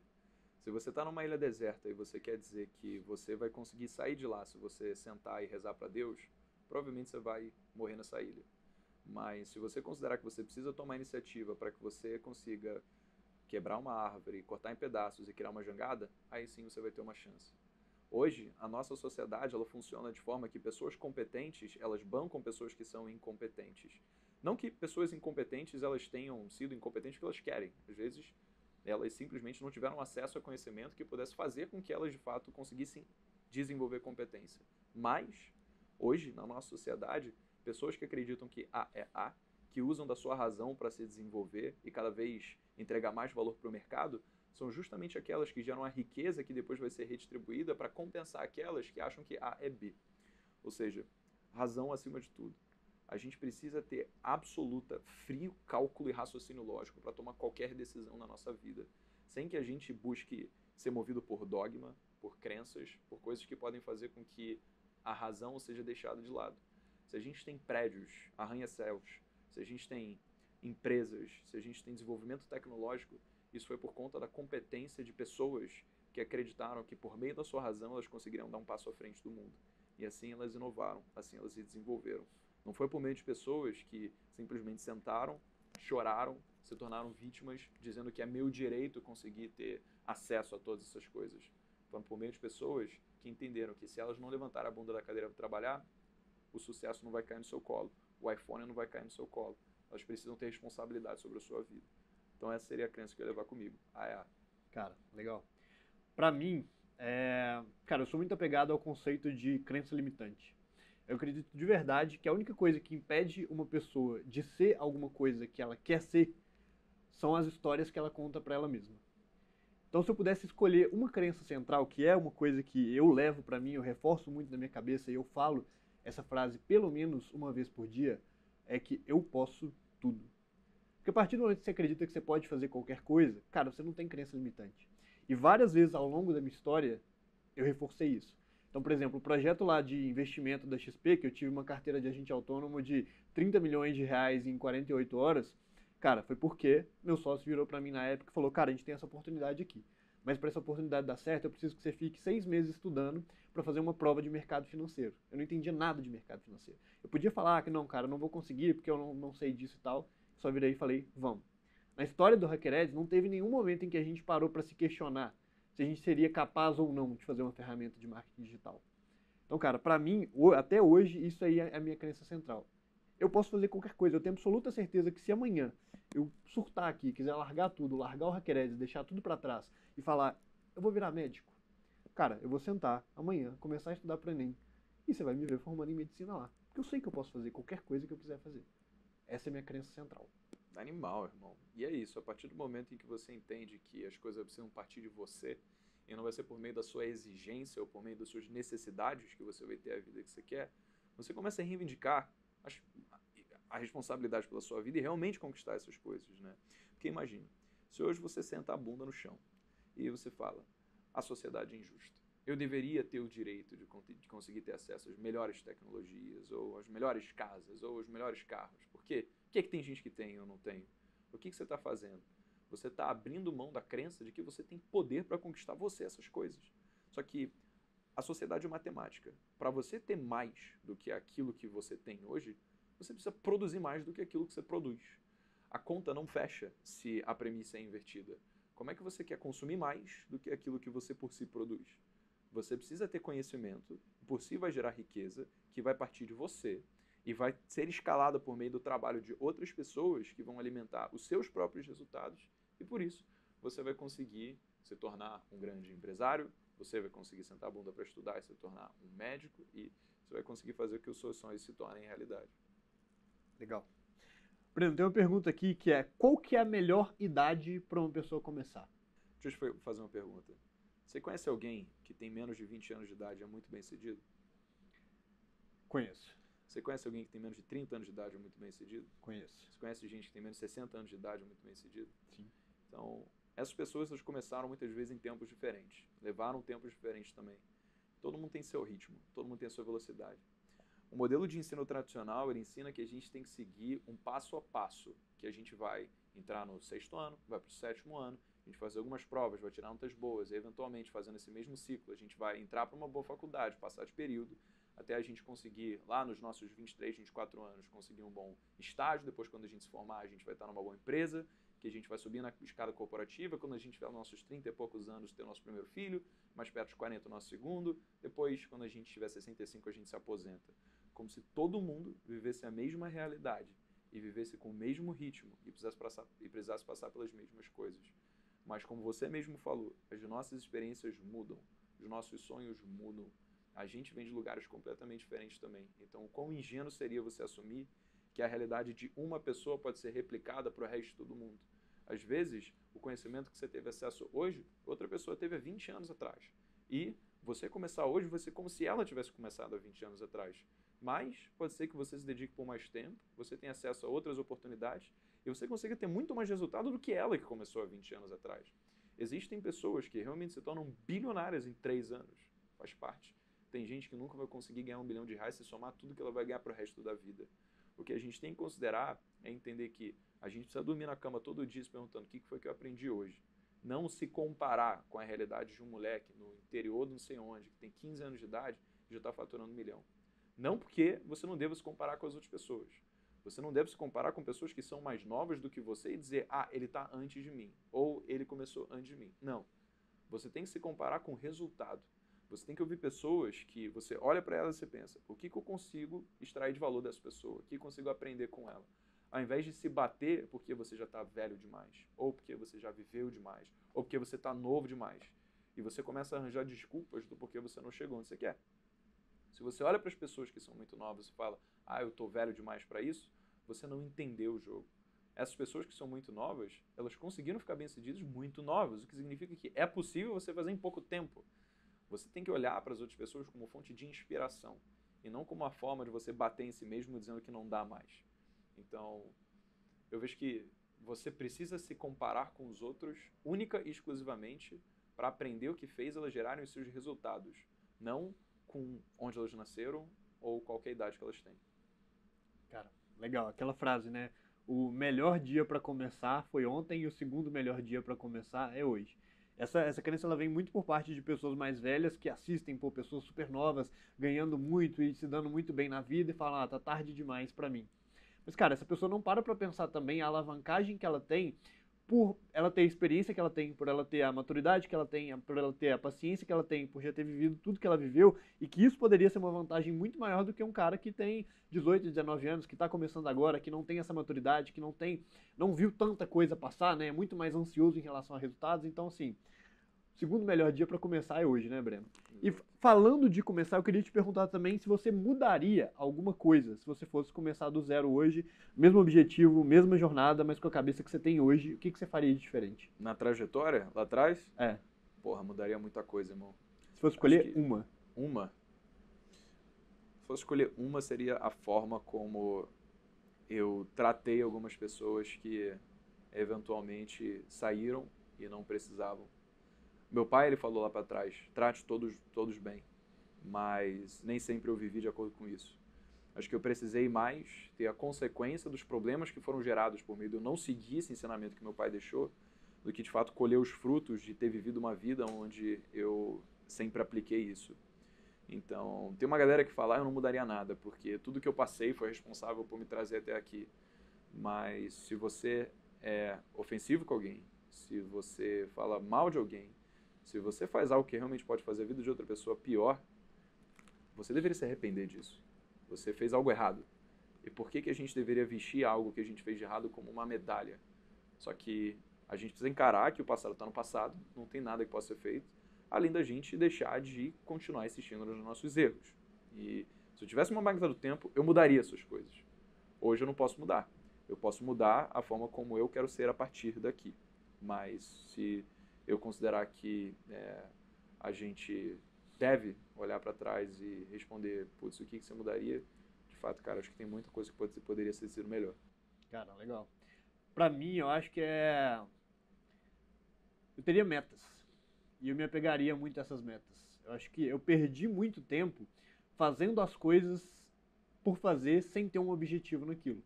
Então, cara, desses anos que eu fiquei tentando empreender e quebrando e fazendo as coisas, cara, eu não tinha uma meta. E na hora que você para pra pegar, tem uma história que eu adoro contar, que é a história dos caras da Rock Content, que é aqui de BH também. Cara, os caras largaram o emprego dele e colocaram uma meta, que era, não lembro, mas era tipo assim, cara, a gente tem que fechar 100 clientes em 3 meses. Se isso não acontecer, a gente vai fechar a empresa e cada um vai pro seu lado. E isso obrigou eles a correr atrás de cumprir aquela meta. E, cara, eu vejo hoje que se desde o início eu tivesse a cabeça que eu tenho hoje, de ter metas o tempo inteiro e correr atrás dessas metas, eu ia me obrigar a evoluir de uma maneira muito mais rápida. Então, cara, a gente foi cascateando isso, né? Antes o HackerEds tinha uma meta semestral, depois tinha uma meta trimestral, depois a gente tinha a meta da semana. Hoje em dia, cara, 9 horas da manhã, de segunda a sexta, eu tô sentado numa reunião, eu, o Felipe, o líder do time de vendas e o líder do time de marketing, olhando se a meta diária foi cumprida. Então a gente tem uma meta diária, se essa meta foi batida, a gente tenta entender o que deu certo, se essa meta ela não foi batida, a gente tenta entender o que deu errado. E amanhã é um novo dia. Todos os dias a gente está lutando pelo resultado. E isso obriga a gente a estar sempre ali no tracking, evoluindo e batendo os números e acompanhando tudo de perto. E isso faz o negócio girar muito melhor e muito mais rápido do que quando a gente não tinha meta nenhuma. Uau, é aquela coisa, né? Para quem não sabe onde vai, qualquer caminho serve. Se você olha para Vicente Falcone, que foi um dos pioneiros em relação à gestão pelas diretrizes. Primeiro você começa dando uma meta financeira para a empresa, vamos dizer. Você fala, galera, esse ano a gente vai faturar 20 milhões. Então você vai precisar quebrar isso em 3 áreas. Vamos dizer que você tem uma área de marketing B2C, você tem uma área de parcerias B2B, aí você vai dar 10 milhões de meta para cada um. E aí o gestor dessa área, seja ele o gerente, ele vai quebrar essa meta financeira em metas operacionais. Quantos leads você precisa captar numa taxa de conversão de 5% que você tem em média para conseguir fazer, né, todas essas vendas? Quantas vendas você tem que fazer? Mas para você conseguir captar todos esses leads, quantos acessos você tem que gerar na página de vendas? Se você trabalha com conteúdo orgânico, como produzindo podcast, dado o histórico que você tem de cliques em relação ao CTA que você faz nos vídeos, quantos vídeos você tem que postar, dado os views que você tem, para garantir que você vai ter determinados acessos que vão se tornar determinados leads, que vão gerar determinadas vendas, para você conseguir bater essa meta. A única coisa começou com uma meta para você conseguir cascatear em todas as decisões operacionais que você teve dentro do negócio. Então, acho que é isso. Se você tem algum sonho, se tem algum objetivo, tem que ter muito claro, cara. Seja por meio de um vision board, que você coloca o carrão, a casa, ou as coisas que te dão tesão. Ou seja por meio de um valor que você vai ter acumulado na conta bancária. Ao longo do tempo, você vai mudando, suas metas vão mudando também, mas o importante é que elas sempre estejam lá, para que faça sentido o caminho que você vai ter que traçar para conseguir conquistar isso. Legal. Cara, qual foi o maior ponto de virada das jovens? Uma coisa que vocês fizeram que mudou completamente o rumo da empresa, o resultado da empresa, e que se vocês não tivessem feito aquilo, a empresa seria completamente diferente hoje. Acho que o maior impacto foi quando o Thiago Nigro chegou e disse que queria se tornar sócio do negócio. Antes, PJ e PF era igual. Eu tinha os cartão da empresa, que era o cartão que eu usava para gastar com comida, para gastar com coisa de casa. E a partir do momento em que eu recebo um investimento, eu preciso lidar aquilo de fato de uma forma mais profissional. Então, todo o fato da gente ter a possibilidade hoje de ter um cap table bem estruturado, os sócios entrarem por meio de uma política de crescimento dentro da empresa, com avaliações culturais que eles precisam alcançar, resultados, claro, que têm que ser batidos, remuneração variável que os colaboradores recebem quando eles batem as suas metas, lock-up, cliff, isso tudo só aconteceu por conta de um cara lá atrás que chegou e falou, eu quero me tornar investidor do seu negócio. E o que veio se desdobrar depois disso foi, eu preciso garantir que eu realmente tenho um negócio e eu não tenho um canal do YouTube. O que eu preciso fazer para esse cara ficar orgulhoso, para esse cara sentir como se ele tivesse feito um bom investimento. E isso aconteceu lá em 2020. Né? O negócio já tinha 2 anos.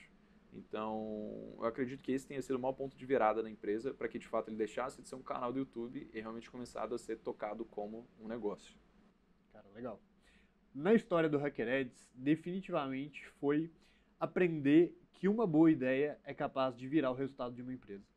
Então, ao longo da jornada inteira do HackerEds, a gente focou muito no conceito de big idea de marketing, né? Várias vezes a gente criou campanhas para poder vender o HackerEds de 1 milhão de formas diferentes e ficou testando essas ideias até que algumas ideias pegaram e deram muito certo. Então, cara, lá no início do HackerEds, a gente nunca vendeu o HackerEds como ferramenta para buscar públicos de Facebook.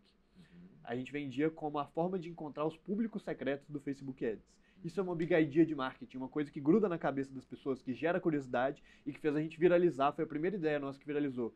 Depois a gente criou a ideia dos públicos validados, que era como você conseguir alugar públicos de sites dos seus concorrentes para poder usar nas suas campanhas. Depois teve uma promoção de Black Friday que a gente fez, que veio uma velhinha perguntar pra gente, falar: acabei de comprar o HackerEds, vocês podiam ter um curso ensinando a gente a usar o HackerEds para poder prospectar clientes. E a gente criou Profissão Híbrida, que era uma profissão onde você consegue prestar um serviço de marketing digital tendo um robô como seu principal aliado lá. Então, cara, essas big ideas de marketing, a gente já testou várias, inúmeras, eu citei aqui algumas que deram certo, mas às vezes em que a gente acertou essas big ideas foi quando a gente deixou de ter aquele gráfico de crescimento que vai bonitinho subindo aos poucos e que a gente dobrou o faturamento de um mês para o outro. Então, para mim, é uma crença muito central do HackerEds, né? Eu falei da minha, mas assim, como empresa, cara, a gente acredita muito aqui que uma ideia boa, e não precisa nem ser um mega vídeo de vendas, uma campanha, cara, às vezes um criativo bom que a gente faz, já melhora o nosso resultado do mês em 20, 30, 40%. Uma imagem, talvez uma imagem, um vídeo é capaz de fazer isso, sabe? E aqui a gente tem uma rotina insana de estar o tempo inteiro testando essas ideias. Cara, a gente está agora no meio de uma confusão aí, né? Um turbilhão, todo mundo falando de inteligência artificial, chat GPT, todos os empregos vão acabar, a gente vai ser escravizado por robôs. O que você acha disso tudo? O que você acha que vai mudar na prática? O que é histeria? O que é fato? O que você acha que vai sair disso tudo que a gente está vivendo? A gente teve agora recente a hype do metaverso, né? Que todo mundo também falou, nossa, agora vai todo mundo viver na internet. Imagina a profissão do futuro, é o cara ser treinador Pokémon. E acabou que nada virou de fato, mas agora a gente está no meio de uma outra hype. E aí, cara, isso aí vai ficar, não vai mudar o mundo, tudo vai continuar igual. O que você acha sobre isso? Acontece que, diferente do hype do metaverso, a inteligência artificial é uma coisa que a gente já está usando todo dia, né? Provavelmente a maior parte de quem está assistindo aí já usa o chat GPT para conseguir ajudar na produção de textos, ou então usa o Midjourney para fazer criativos ou imagens iradas. E a realidade é a seguinte: 85 milhões de empregos vão ser extinguidos, completamente extirpados da sociedade durante os próximos 5 anos. Isso, por um lado, pode ser uma coisa que parece ruim, e de fato pode ser considerada que seja, mas eu acho que diz respeito a um ciclo natural de renovação do mercado. Ao passo que esses 85 milhões de empregos vão ser extirpados, vão ter outros 97 milhões que vão ser criados. É claro, a diferença é que esses 97 milhões que vão ser criados não têm o mesmo nível de qualificação que os 85 milhões que vão ficar para trás. A gente vai querer de pessoas que têm um ensino mais elevado, pessoas que conseguem ter noções básicas de vendas, de marketing, de inteligência emocional, contato humano, porque se a gente pensar o que inteligência artificial vai substituir, vai ser tudo aquilo que hoje o homem ele pode fazer de forma repetitiva, criativa, replicável. Automações vão garantir que a gente não precise mais de caixas de supermercado, como já está acontecendo. Da mesma forma como há 200 anos atrás, carros substituíram os puxadores de rickshaws, ou então os cavalos. E a gente sabe que o mundo muda e a gente está disposto a mudar também. Será que os escribas, quando eles deixaram de existir por conta da prensa de Gutenberg, eles deveriam ter sofrido alguma política assistencialista para conseguir manter os seus empregos? Ou será que, na verdade, os milhares e milhares de milhões de empregos gerados por tudo que veio se desdobrar depois disso acabariam não dando muitas oportunidades para que eles pudessem se desenvolver fazendo outras coisas? O mercado ele se recicla, tá tudo bem. A gente só precisa garantir que nós estamos fazendo a nossa parte e buscando nos desenvolver com aquelas habilidades que o mercado realmente vai precisar. Então, o que é aquilo que a gente pode se desenvolver que inteligência artificial, automação não vai conseguir fazer? Pensa assim, pega um médico. Será que uma inteligência artificial junto a uma máquina consegue fazer uma operação? Provavelmente. Você vai conseguir abrir o coração de um paciente e consertar aquilo com uma precisão, velocidade muito maior do que um ser humano jamais conseguiria. Será que ela consegue olhar estudos de caso de doenças e conseguir criar um banco de dados tão grande, ponto que quando ela vir um exame, ela vai conseguir dizer com mais assertividade se aquilo é um glaucoma, se aquilo é um câncer do que de fato é um médico? Muito provavelmente. Mas será que a inteligência artificial vai conseguir sentar numa cadeira, conseguir botar a mão no ombro do paciente e dizer que está tudo bem? Será que vai conseguir olhar no olho e ter esse contato humano, essa virtuosidade que faz com que a gente consiga exercer as características que diferenciam uma vida de uma máquina? Isso provavelmente não. Então, comunicação, vendas, copy, tudo isso são coisas que pode ser que uma inteligência artificial ela consiga ter algum nível de desenvolvimento, mas dificilmente você vai conseguir ser tão bom quanto alguém que é humano fazendo. Pode ser que a gente chegue num momento em que você olha para uma máquina e você não sabe que é uma máquina, e que isso é um pouquinho assustador de você parar a pensar. Mas eu não acredito que isso daí vai acontecer depois de 10, 15, 20 anos no futuro. A gente ainda tem um longo caminho a seguir. A gente só precisa garantir que a gente está fazendo a nossa parte e estudando aquilo que diferencia o homem do que qualquer inteligência artificial automação é capaz de fazer. Cara, bem legal. Eu tenho aqui duas últimas perguntas pra gente fechar, Breno. O pessoal olha hoje pra você com o canal das jovens, milhões de inscritos no YouTube, centenas de milhares de pessoas no Instagram e pode olhar, olhando de fora, achar que você já conquistou tudo que você queria lá. Mas, cara, queria saber qual que é o seu sentimento em relação a isso, o que que você já chegou até hoje e como que você se vê no futuro, né? Cara, por exemplo, o que é o Breno daqui 20 anos? O que você acha que você vai estar fazendo? Onde que você vai estar? O que você vai estar priorizando? Você vai estar vivendo a mesma vida que você está hoje, priorizando as mesmas coisas? Não vai querer largar tudo e viver na fazenda? Como que é a sua visão em relação a isso? Sabe, acho que a gente tem metas dentro da empresa e quando a gente trabalha com o que a gente gosta, as metas que a gente tem no negócio acabam sendo as metas da nossa vida. Então, eu não tenho meta mais de, por exemplo, ter X número de carros ou X número de casas. Apesar de eu achar essas coisas bem bacanas e realmente achar que a minha vida no futuro vai ser muito mais abundante do que a de hoje nesse sentido. Mas não são coisas que me motivam.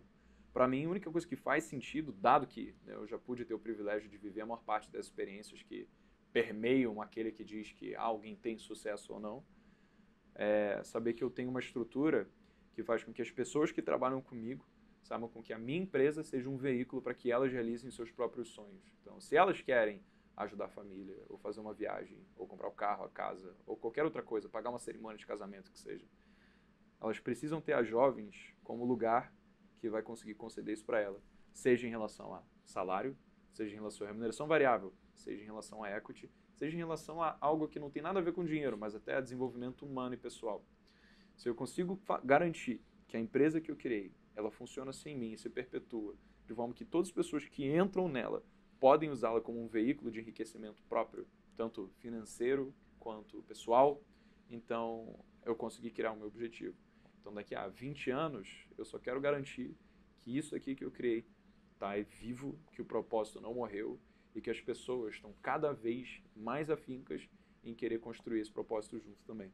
Então, Breno acaba tendo sonhos, sim, coisas que ele quer realizar, mas nada tão forte se comparado à vontade que eu tenho em fazer com que aquilo que eu comecei a construir quando eu tinha 21 anos de idade, há 5 anos atrás, realmente se torne algo que pode ficar para a história.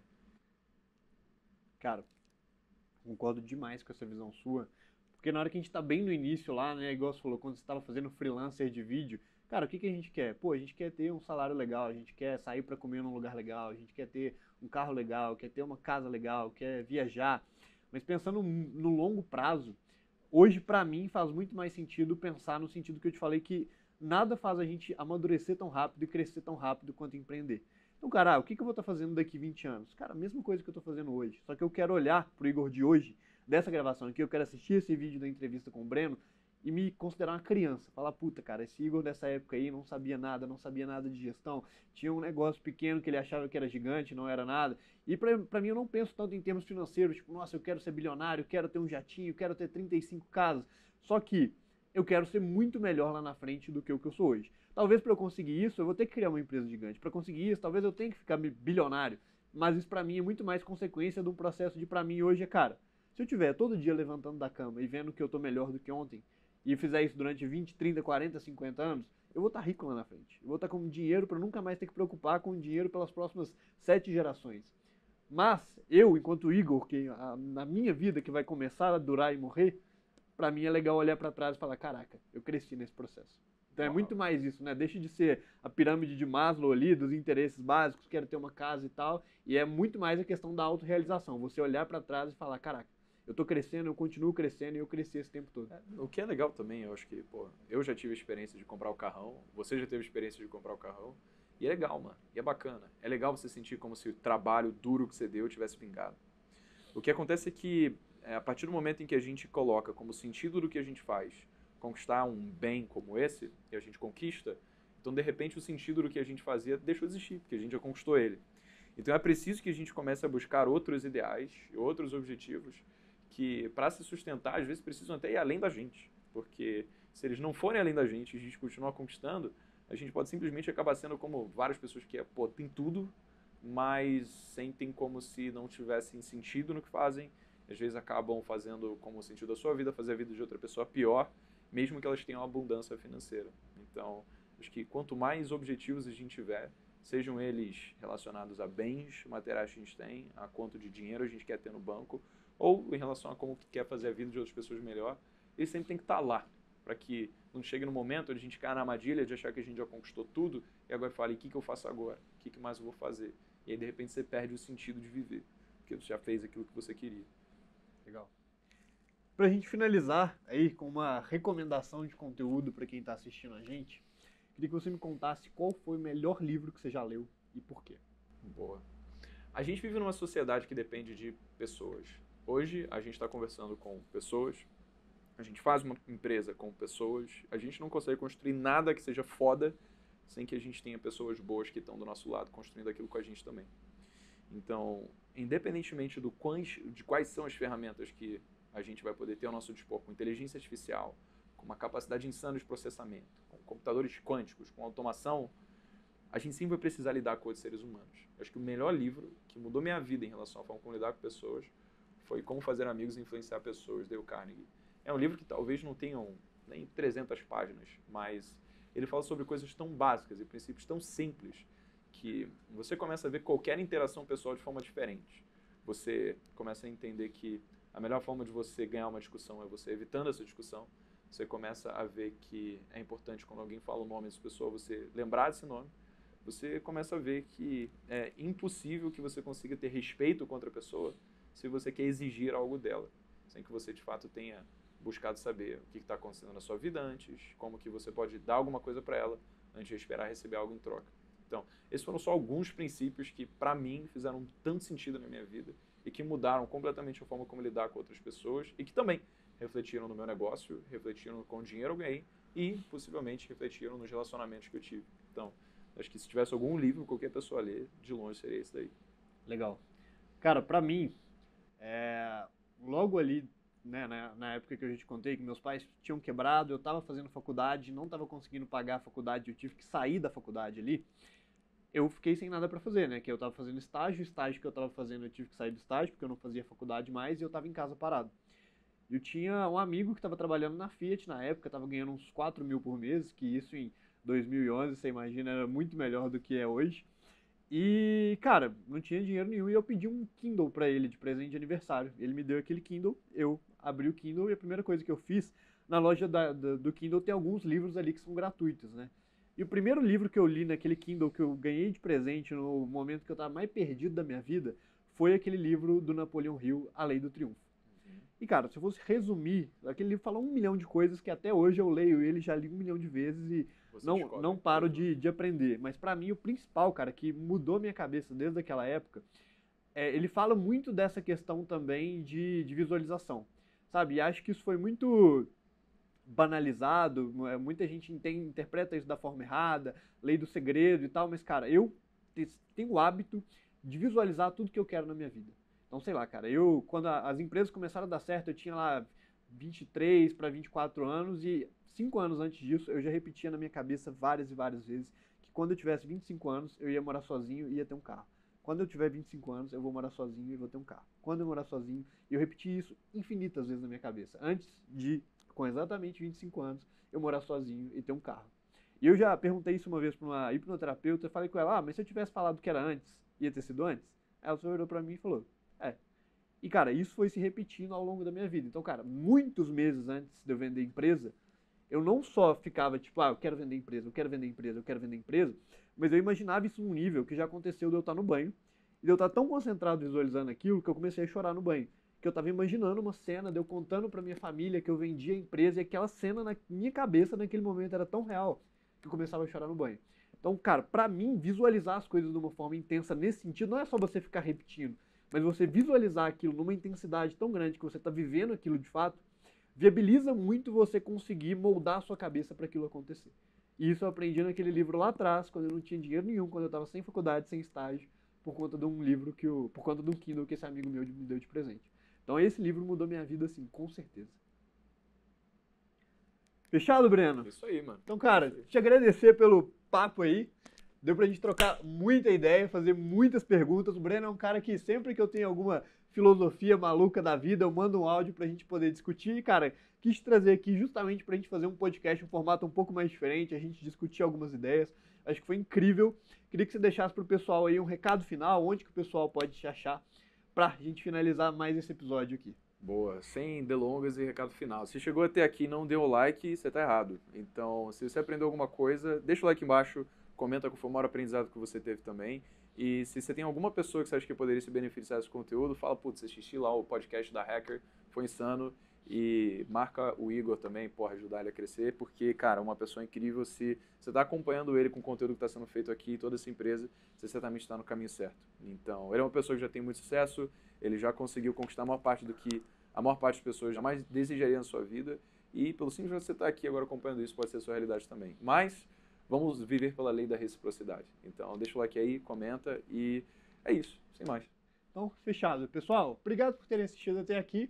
Esse foi mais um episódio do HackerEds Podcast e eu vejo vocês no próximo vídeo do canal. Falou e até mais.